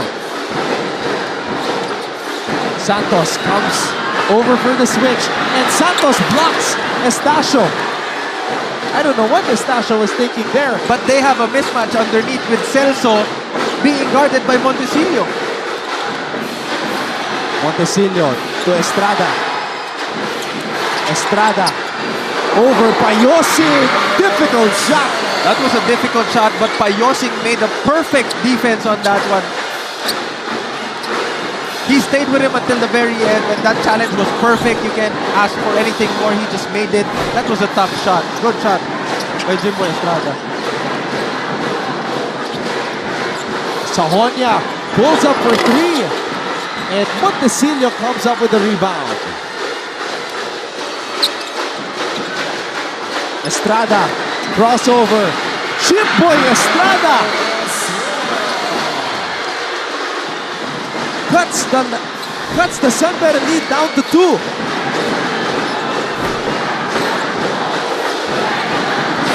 Andrada now back in the game. Sahonia. Estacio from way out. Kaya naman pala tinira niya yung kanina, Anton. Lisensyado siya. Big time 3 by Penny Estacio.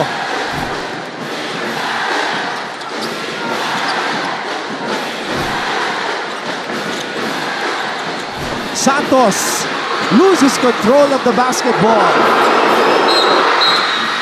Oh, an unsportsmanlike foul called. I think he stepped on the foot of Estacio. Hindi kasi kita sa anggulo natin dito kasi nakaharangan tayo. Unsportsmanlike foul on number 0, Penny Estacio. That's his second. There's a review on the last foul play. Both teams are advised to observe proper bench decorum.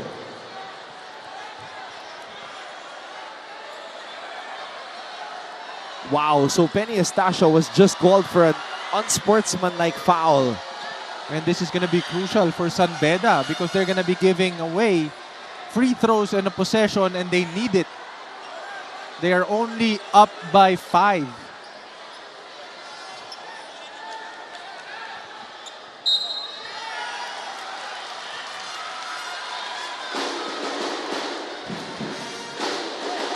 For review, unsportsmanlike foul on number 0, Penny Estacio. That's his second.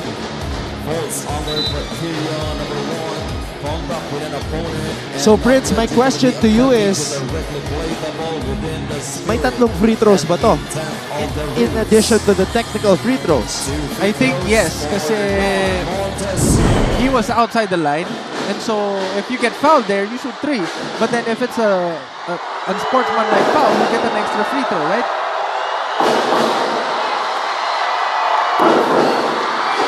But you know, I'm just glad that he didn't step on Estacio's foot and twist an ankle or something. I don't see Jomel Puno on the San Beda bench. Maybe he's trying to test out that Achilles. No, I think natatakpan lang from your angle. He's sitting beside Coach Norman. Mark Montecillo is shooting. Oh yeah, We gotta take a peek. Is that him? I think so. Because he's in a kind of an afro. A straight fro. Oh, this is going to be crucial for San Beda. You know, they've been holding on to this league. They've been trying their best to keep this lead.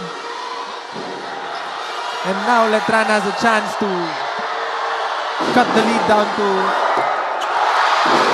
Ball possession for the Letran Knights. 14 seconds on the shot clock. And Jomel Puno is trying to check back into this game. Substitution, Jomel Puno coming in for 3 minutes, 25 minutes. 3 minutes and 25 seconds left in this fourth quarter. Napakagandang game. 61-58. San Beda up by 3. Letran possession.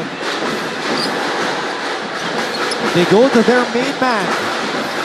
Especially in endgame situations. Jimbo Estrada. Monhe! They tried to double Jimbo Estrada, but then Jimbo found a space in between. Sahonia. Under 3 minutes left. Puno with 20 points today. Puno. Payosin. San Beda runs out of time.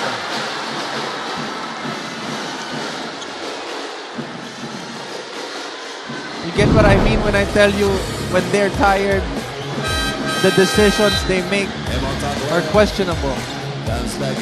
And you know, dito papasok yung sinabi sa atin last game, na yung gut and conditioning.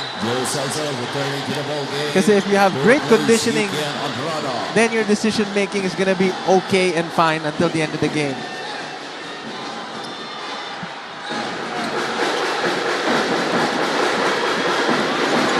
Letran down by 1. Monje. Estrada. Letran running that horns play, the traditional horns play, making sure they get the ball to Jimbo Estrada. And Coach Alan Ricardo calls a timeout. It will still be Letran possession when we return. Silio. Estrada is on the move.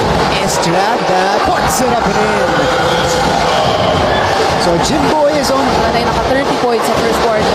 Right now, they're just 12 and 10. Montesilio surveys, Bruno providing the screen again. 8 to shoot for Nat. Pull-up jumper, Estrada with back-to-back baskets. Tara ng miscommunication sa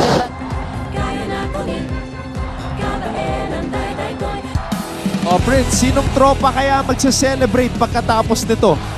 Yun ang hindi ko alam, pero syempre kung sino man yung mga tropa natin na magse-celebrate after dito sa game na to, magiging masaya sila kasi napakasulit nitong rivalry game na to. And you know, what more can you ask for? This is what a San Beda Letran rivalry is all about. Ayan, yan yung energy na kailangan natin on a Tuesday.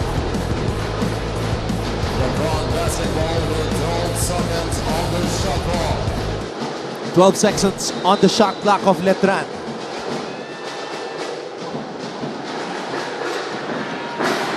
But they have to throw the ball in play. Wow, that was dangerously close to a 5-second violation. And again, they get the ball to Estrada. Shovel pass to Santos. Santos rises for Letran and gives them the lead. Kevin Santos is a man possessed. Alam mo yung term na ginagamit nila pag tumitira ka ng perimeter na piso-piso? I think that's part of his bag. Santos now with a career high 18 points. Payosik for 3. Too strong. Oh boy. Kevin Santos on this shot establishes a new career high. 18 points for the big man.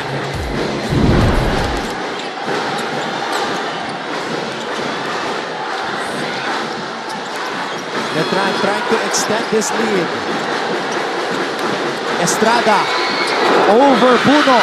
And Sahonia comes up with a loose ball. Grabe itong nagiging tapatan ng Letran at saka ng San Beda. Ang ganda ng depensahan. Sahonia on the drive. Too strong. Letran's defense holding the fort here in the fourth.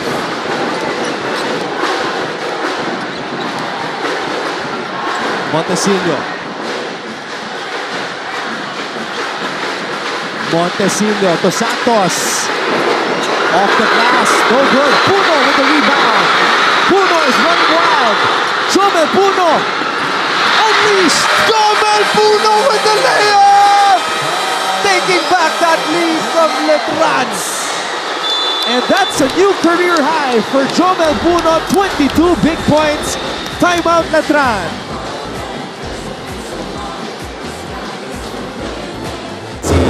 Sanhan falls attacking to the basket. Lead is down to 2 for Pinilde. Torres, Sanko, bumomba sa ilalim. Mendez, Sanchez cleans it up. Meta, nagmamadali. Huktom, nope. Namunod sa ilalim si Joshua. Harvey doesn't have the numbers. Challenging Liwag to no avail.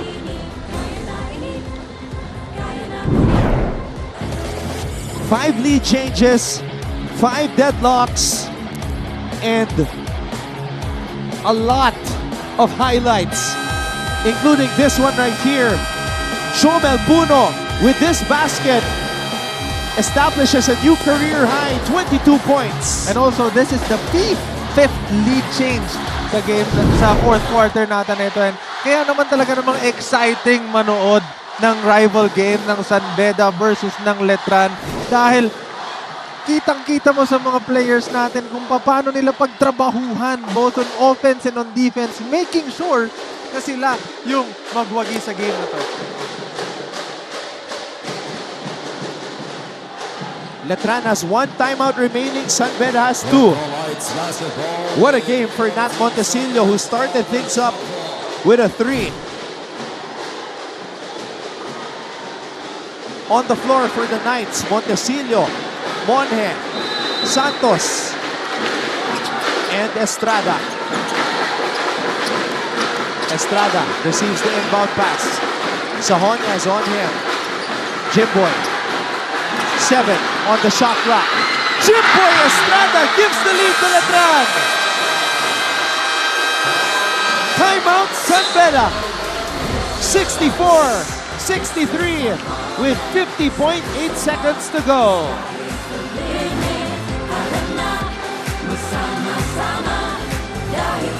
The shoot gives it to Montaño. To the corner, Guadagna. 4th to shoot. Guadagna fires a jumper. It's good! Maclad Guadagna. Arellano will try once again. 5 seconds. Basti Valencia from the 3. No good. And now PU Pirates survives another close game in this NCAA Season 100. Winning 64-63. Jimboy Estrada, time and time again this season, has been the man Letran has gone to when they needed a basket in the 4th. And this floater right here gave back the lead to Letran at humihingi pa siya ng foul. And alam mo, yung mga ganyang klase ng offense, napakaganda panuorin. Especially if alam mo yung depensa, ginawa niya talaga yung lahat. Kitang-kita naman natin na nasa harapan talaga niya yung dumidepensa sa kanya, which is si Sahonia. The entire time, it's just that those kinds of shots are his shots. And he makes those. And he takes those for breakfast, lunch, and dinner. Maybe even a couple of snacks in between. Diba? Ayun yung mga klase ng tira na he lives for those. And now San Beda with the possession, they have the chance to take back their lead. So you've got Sahonia, Andrada, Puno, Payosing, and Tagle on the floor for the Red Lions. Jomel Puno spins. Sahonia from way out. Ryan Sahonia for 3! He has been quiet from beyond the arc the entire game. But making the most noise here in the 4th. Jomel Puno with the rebound. 25 seconds left in this game. Andrada. Sahonia gets the ball back. Anton, eto na naman yung pakiramdam ko na kinakabahan ako kahit hindi dapat. Sahonia with a Hail Mary. And that is a shot clock violation. Oh my. That was a tough call by Brian Sahonia. They were up. I mean, if he made a three-pointer before that, I think he had the right to take those kinds of shots. What do you think? Well, I just saw Coach Yuri Escueta telling Brian that Jomel was wide open on the left wing. Jomel and Yukien. Yukien has the highest percentage of the 3 in their team. But again, he just made a wild three-pointer earlier. And how can you get mad at him for taking shots like those? And he's the one playing defense the entire game. And the crazy thing was, yung spin kanina ni Jomel, Coach Allen was signaling for a travel. Yes, because I think after that bump, he kind of took a hop before landing on both his feet. But he landed sabay on his feet. So I don't think that's gonna warrant the travel. Again, Anton, yung mga ganito na crucial na game, dyan lalabas yung mga hard work na pinasok nila sa skills training nila during the entire preparation para sa season na to. Yung kung gaano sila ka-go hard sa skills training nila, dito nila yung ma-apply sa mga panahon na ganito. And I think, makikita naman natin kung sino talaga yung naglalagay ng effort dun sa kanilang mga games. Brian Sohonia putting San Beda on top by 2 with a booming triple. And now with 6.2 seconds remaining, Letran has a chance to tie or win the game. Montecillo will throw the inbound pass. Montecillo gets it to Quahao. Quahao badly misfires.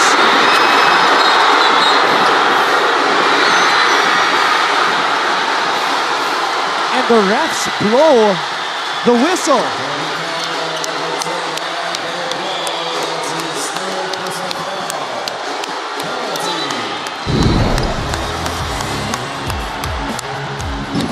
That's just great defense on the part of James Payosing, forcing Deo Quahao to lose his balance, and Payosing grabbing that all-important rebound. So, Anton, when they say shooters shoot, pero ang bantay mo si Payosing, paano yun? Well, he still shot it. Shooters still shoot. But, you know, when there's a guy, a great defender guarding you, shooters will still shoot. But that small off balance that he can give you will play a huge role. And in this case, San Beda is up by 2 and he was able to force a bad shot from Quahao, leading to an offensive, to a defensive rebound and a foul.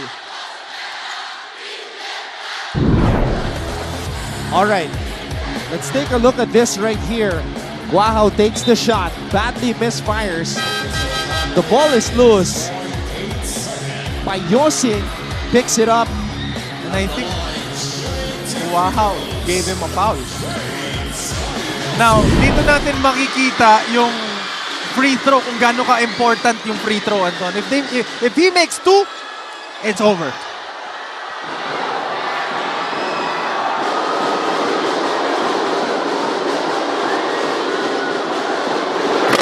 Oh no! He missed one. He has one more chance to give them a lead of 3 for a safe lead.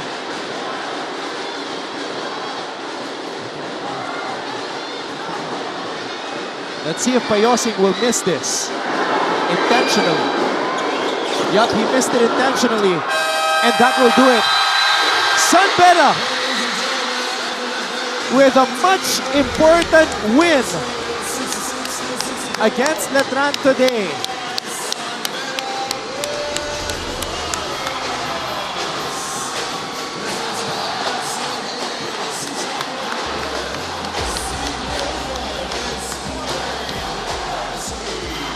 What a war. What a game, Anton. What a game. Now, this is what I love about NCAA. Games like this. And the other game before this, wow. Now, this is how you should end a Tuesday. And it's only a Tuesday. And it's only a Tuesday. There's your final. 66 for San Beda, 64 for Letran. The Red Lions snap Letran's 3-game winning streak.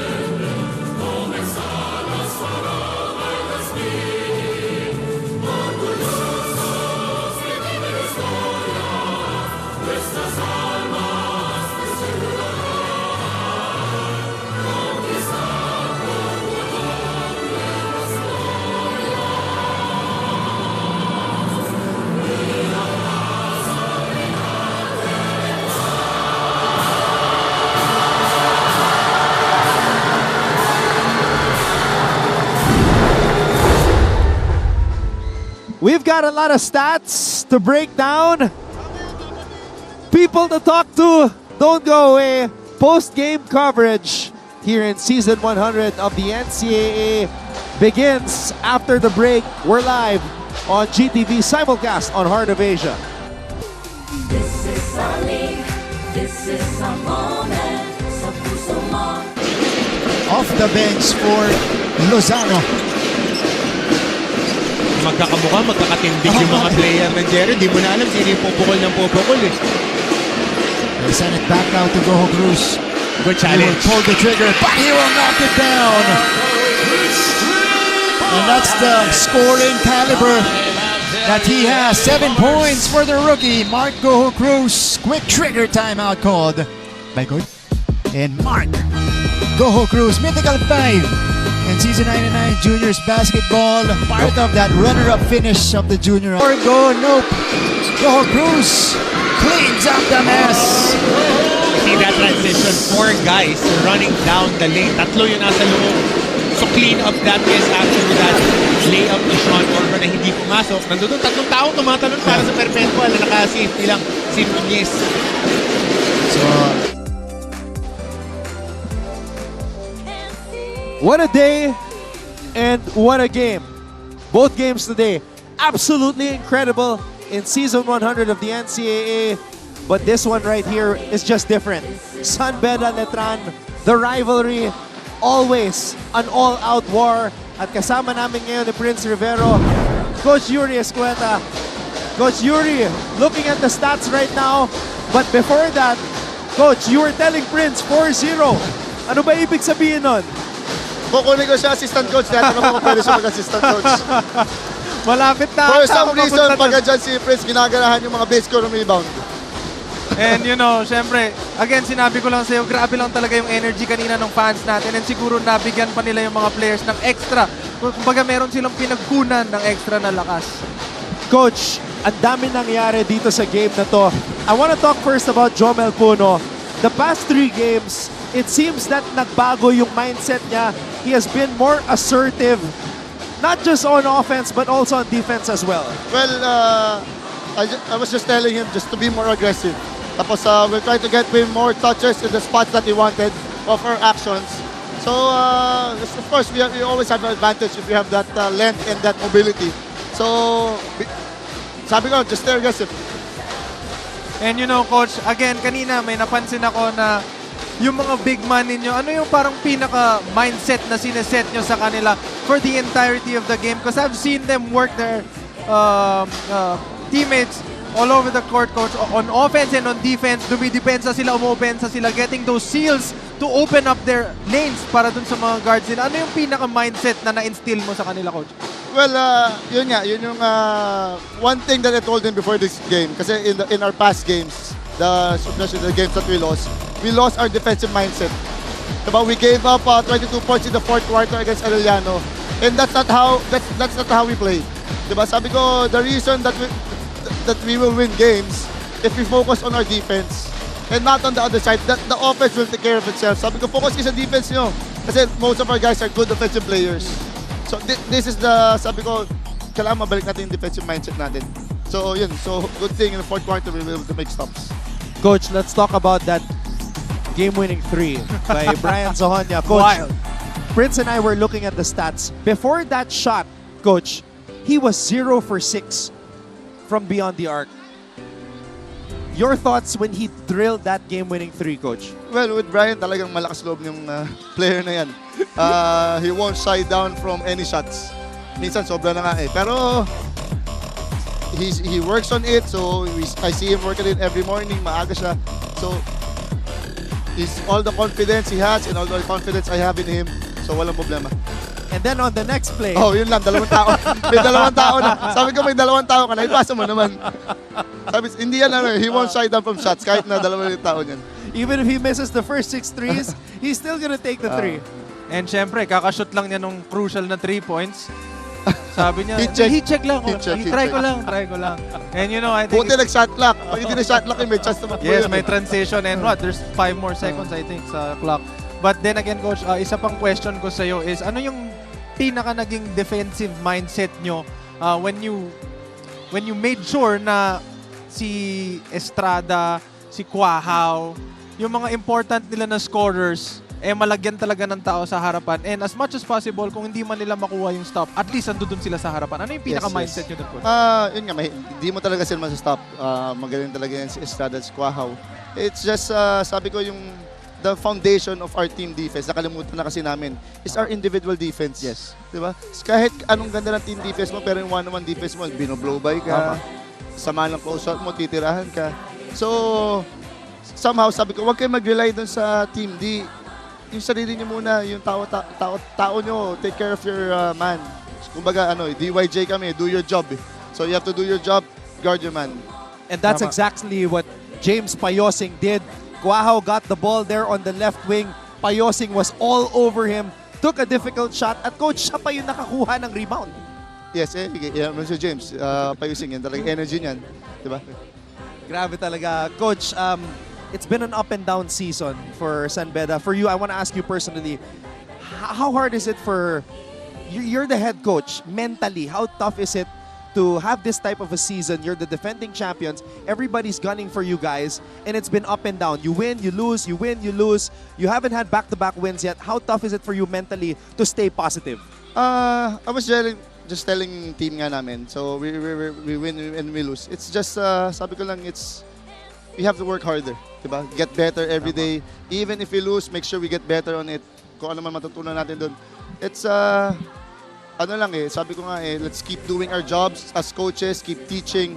You as players, be more accountable, keep getting better. Diba? Keep listening to us, we'll help you out, especially with the coaching staff that we have. We will help you. So, sabi ko, daanin na lang sa hard work. Ora at labora. Hard work tsaka dasal. Tama. Very well said, Coach.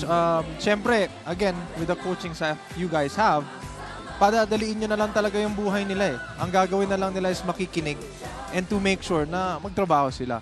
And I think it has been effective naman to this game, which you guys did very well.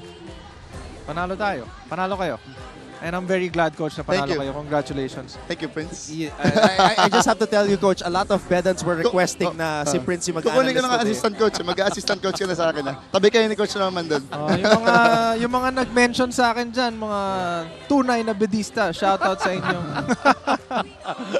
Coach Yuri, I'm sure you have a lot of people you want to thank. I want to thank lang all the San Beda people, the community who came here and watched. Grabe, punong-puno yung San Juan Arena. Talagang ginaganahan yung mga players namin. So maraming salamat sa pagnood nyo. And also I want to welcome the back band, yung band back. Welcome back to the San Beda band. So kailangan namin yung kayo sa games, kailangan namin yung band sa games. So maraming salamat sa inyo. They definitely brought the energy here today in the first Beda Letran matchup in season 100. Coach Yuri Escueta. Coach, congratulations on the win. And we'll see you again next time. Coach, thank you. And I'm sure you want to see this guy again next time. Pwede ba? Special request. Direct, alam mo na. All right, we will take a break and we'll be back with more post-game coverage of NCAA Season 100. This is our league, this is our moment. Sa puso mo, the sky is the limit. Harap na. Almost a steal. Actually, he completes the steal. Paeng Are, bumitin sa ere. Paeng Are. Wow! And one. May deflection dito mula kay Are. Kondisyon na habol. Buhat bantay. Hang time, ang tagal sa ere. Hinintay mo na bumaba. And may kasama pang foul. At pumasok na. Doon diretso. Sayang. May content na sana. Are! Wow! Over the outstretched arms of Kevin Santos. This is what Coach Ralph Rivera was explaining. Paeng Are, reading the defense. Our post-game coverage continues here on GTV simulcast. On Heart of Asia, the San Beda University Red Lions defeat their rival Letran by 2 points, 66 to 64. And before we begin with this interview, we will do a height check. I'm 5'9", Prince is 6'3", and now we update the height of Jomel Puno, who just told us that he is 6'7". 6'7" without the hair, but with the hair, I think he's With the hair and 6'8". shoes, maybe 6'9", you never know. 6'9". Jomel, oh yeah, you want to throw in the first question? Kaya pala hindi siya inaabot kahit gaano ka tumatapal sa kanya. Okay, go ahead, Anton. All right, Jomel, let's talk about the early goings of the season. It's been up and down for you guys, and you seem to have become a different player in these past couple of games. What flipped the switch for you, and now you're more aggressive, especially on the offensive side of the ball? I feel like throughout my whole career, I just was used to being the rookie. I was used to being that, if I'm there in the right place, right time, then I'll help out the team. But after our team's been having a slow start to the season, I kind of got the go signal, from my teammates, from my coaches, and that meant a lot to me. So in my career, this is really big for me. I wasn't able to really give everything I got. And coming into this game, coming after 2 losses, versus our big rivals, coaches gave me that go signal, and I just put my head down, and I was just ready to go today. What about that dunk right there against one of the best shot blockers in the NCAA, Kevin Santos? What was going through your mind when you drove and you saw him as the only man standing in between you and the rim? I just kind of had like a flashback because there were so many times in this season, last season, I could have dunked. And the voices in my head, and I saw the lane, there was a space, and I just said I'm going to just go for it. Just like with the same mindset I had for this whole game. So. Question, did you feel him get the ball before you dunked it, or you just... Yeah, he kind of like, I'm not going to lie, he kind of like guided my hand, like he kind of fouled me, hit me and the ball into the rim, so he kind of helped me out there, I'm not going to lie. Okay, anyway, my question for you now is, now that you've been given more responsibility and not a rookie anymore, of course, you're one of the seniors that they're going to start looking up to because of the responsibility that the coach has given you. What will be your goal, and how will you help your teammates? With the big responsibility, I feel like I just have to focus on myself so I'm able to produce more for my team. Feel like with the practices to come, I just got to put more extra so that I can have more. I think one thing I lack is kind of stamina, as I got cramps earlier. I just feel like I should work on my stamina, and from there, I think I'll help my team out more. We were looking at the replay, Jomel, and it looks like Kevin did get part of the ball. Yeah, exactly. Basically dunked it for me, so I'll take it. That's going to be part of the highlight for I'll take it. 22 points for you, Jomel. This is your career high in the NCAA. I'm sure Bedans goes without saying that they want to see this become a regular thing for you. But let's talk about your teammates too. You had the spin move over there. Yeah. You threw the ball out to Brian, and Brian made that long three. Big shot. Brian Sonia, he's probably one of him and Yukian. Also passing, but when it comes to shooting, I feel like him and Yukian I have the most trust in on the game, on our team. So I know he's clutch. I know he's a veteran, even though he's a rookie. I seen the help coming hard. We drew up the play. I knew the safety would be Brian, so tossed it right back to him and trusted him with that shot. Big shot for Brian there. And he didn't disappoint. Yeah. Did you know that he was 0 for 6 before that shot? Not really. Honestly, there's lots of games where Yuki is 0 for 5, 1 for 4. Us, the whole team, the coaches, we trust them. Tell them to keep shooting. The most important thing is to make sure that they don't begin to hesitate. So no matter what their field goal is, I always trust them throughout the game. And that's what I love about your team. You guys trust each other. Nevertheless, the number of attempts you guys take, you just believe in the system of Coach Yuri, and you believe in your team. And I love watching you guys play. Thank you. Mm. Congratulations. What about you though? Last game, you were 4 from 7 from beyond the arc, and prior to that, in 5 games, you only took 5 attempts. Yeah. What came over you in the last game that you decided, hey, you know what, I'm gonna let it fly? Even coming into the beginning of the season, even last season, I had the highest percentage, 3-point percentage on our team. I just know when to take the right shots, especially as an attacker. I rather get a higher percentage to drive. But the game before, they were giving me open shots, and I started hitting early, so I had the confidence to keep going on. And I feel like from now on to be a triple threat. If I'm to be able to drive more, to be able to shoot more so that they can close out so I can get more open lanes. You know, it's just that parang feel ko lang na kailangan ma-shoot ko to nung time na eh. So when they give me the ball and they leave me open, I'm pop, pop, pop, pop. Yeah. Made 4 of 7, you know, it's normal regular day. 4 7.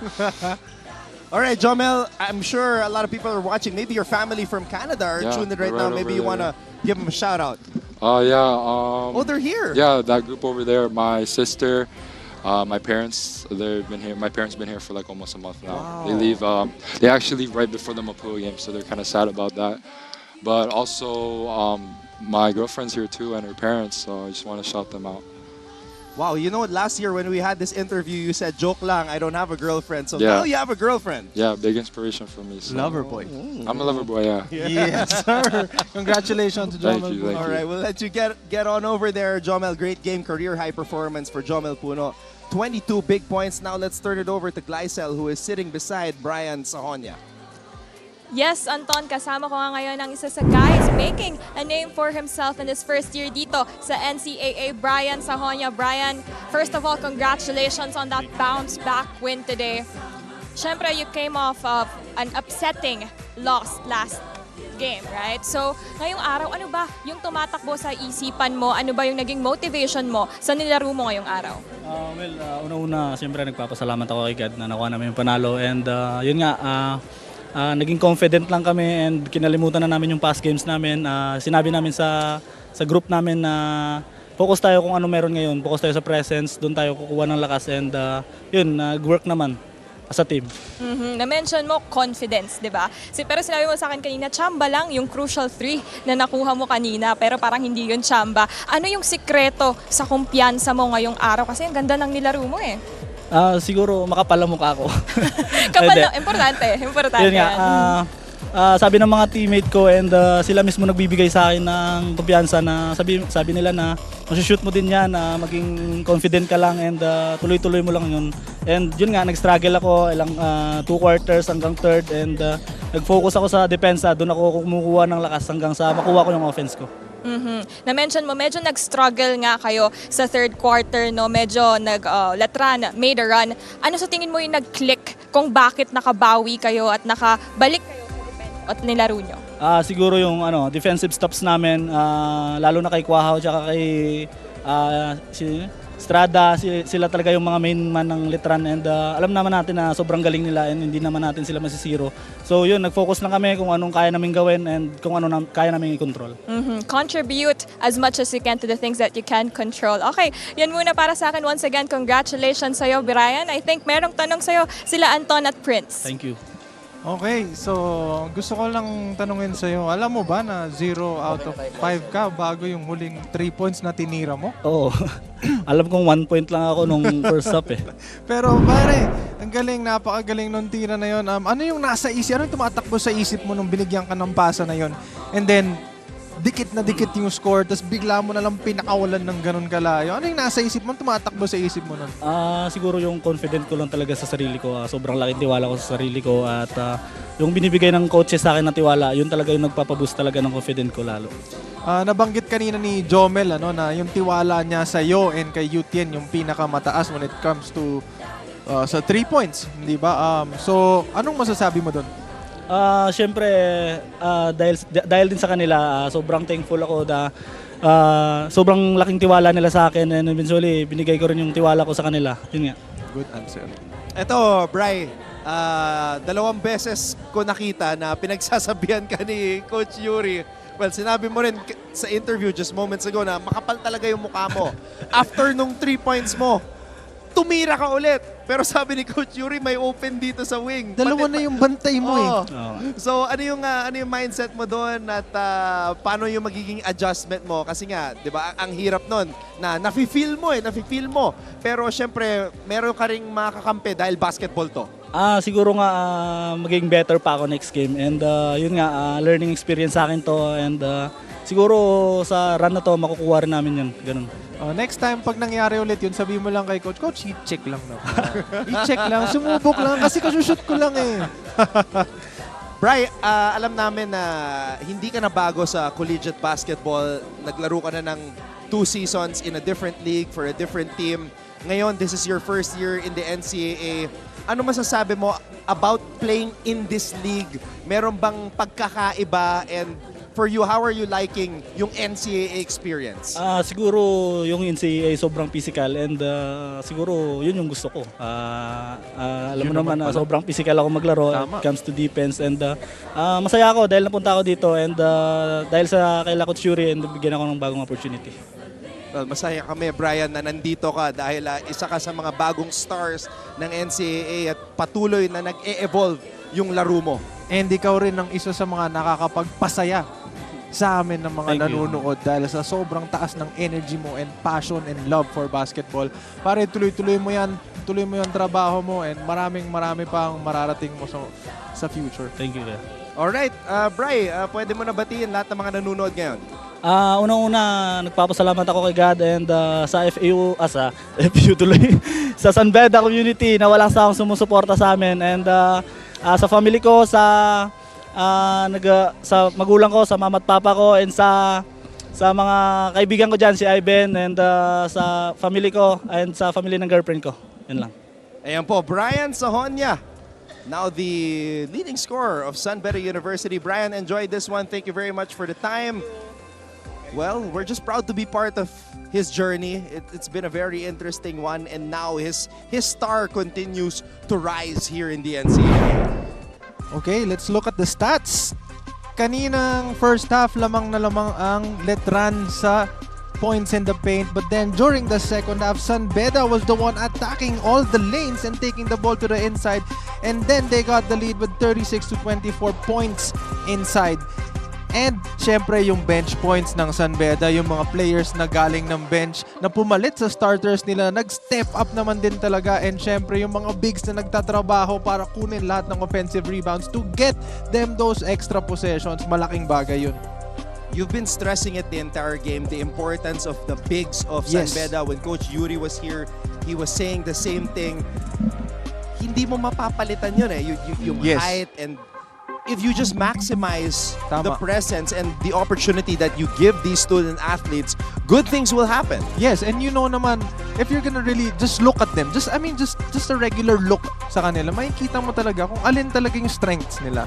And from there, malalaman mo kung ano yung strengths talaga nila through how they play. And you can see naman how they, bang inside the paint, to get the rebounds, give them that extra possessions, to seal and give them those open lanes. Napakalaking bagay yun. And I think yun talaga yung nanaig dito sa game na to. Yun yung malaking bagay na naging impact para sa San Beda dito sa game na to. So Prince, bago matapos yung coverage, I have my San Beda lineup. In-update ko lang, 6'7 na si Jomel Puno. 6'7 kapag di kasama yung buhok. Pero pag kasama yung sapatos tsaka buhok, baka 6'9 na daw. So paano na tayo? Kahit kasama buhok tsaka sapatos, parang hindi ako aabot doon. Okay, let's update our team standings. Benil still number 1, 6-1. Big overtime win for them earlier today. Heartbreaker for San Sebastian. And then, lamang pa rin pala ang Letran laban sa San Beda, no? Yes, sa team with their standings. 5-3, syempre. But then San Beda and Perpetual at Altas, tie na sila ngayon sa number 4. So chances are medyo mas malaki yung maglalaban-laban. At syempre may mga susunod pa tayong games dyan na medyo manggugulo din dun sa standings natin. Kaya naman talagang napakasaya and napakasarap mag-abang dito sa NCAA Season 100 dahil sa mga ganyang klaseng match-upan. Alam mo, partner, feeling ko this could be a turning point for San Beda because they've dealt with so much adversity in these first 7 games for them. Now, nagising na ang mga Leon. Ayan, so paulit-ulit natin sinasabi yung nagising na ang mga Leon. Sana manatili silang gising and syempre makakuha na rin ng kanilang pangalawang panalo na pang back-to-back win nila. Hey, by the way, this game on October 8, final game day of the first round is going to be at the Mall of Asia Arena in Pasay City. So please adjust your calendars and please adjust your schedules dahil kung nasanay kayo sa Phil Oil, tutungo naman tayo sa Pasay. That's going to be on October 8, a triple header. You just saw the first game for tomorrow, and this is the other game for tomorrow that's going to be live on Heart of Asia LPU versus Perpetual. I think today, Prince, the people got their money's worth, especially the people chatting online wishing that Prince Rivero would be the analyst for today. Well, your wish has been granted. And syempre, congratulations sa San Beda sa napakaganda nilang panalo, at syempre sa mga kamag-anak ko na nanonood, bumati na ako sa dad ko, and syempre sa friend ko si Ma'am Carla and si Sir Robin, and binabati ko po kayong lahat. Maraming salamat po sa lahat na nag-tune in para manood ng Season 100 ng NCAA, and nag-enjoy kami, and sana nag-enjoy din kayo. Shout out to Coach Paolo Rivero, Princess Dad. And my dad, syempre shout out sa dad ko and sa wife ko. Ayan, maraming salamat po. For Direct Raul De Ocampo, our courtside reporter Glycel Galpo, of course my partner Prince Rivero, and all of us here from GMA Synergy, I'm Anton Rojas saying thank you so much for tuning in. San Beda wins the rivalry matchup against Letran 66-64. This has been your Season 100 of the NCAA Siglo Uno, Inspiring Legacies.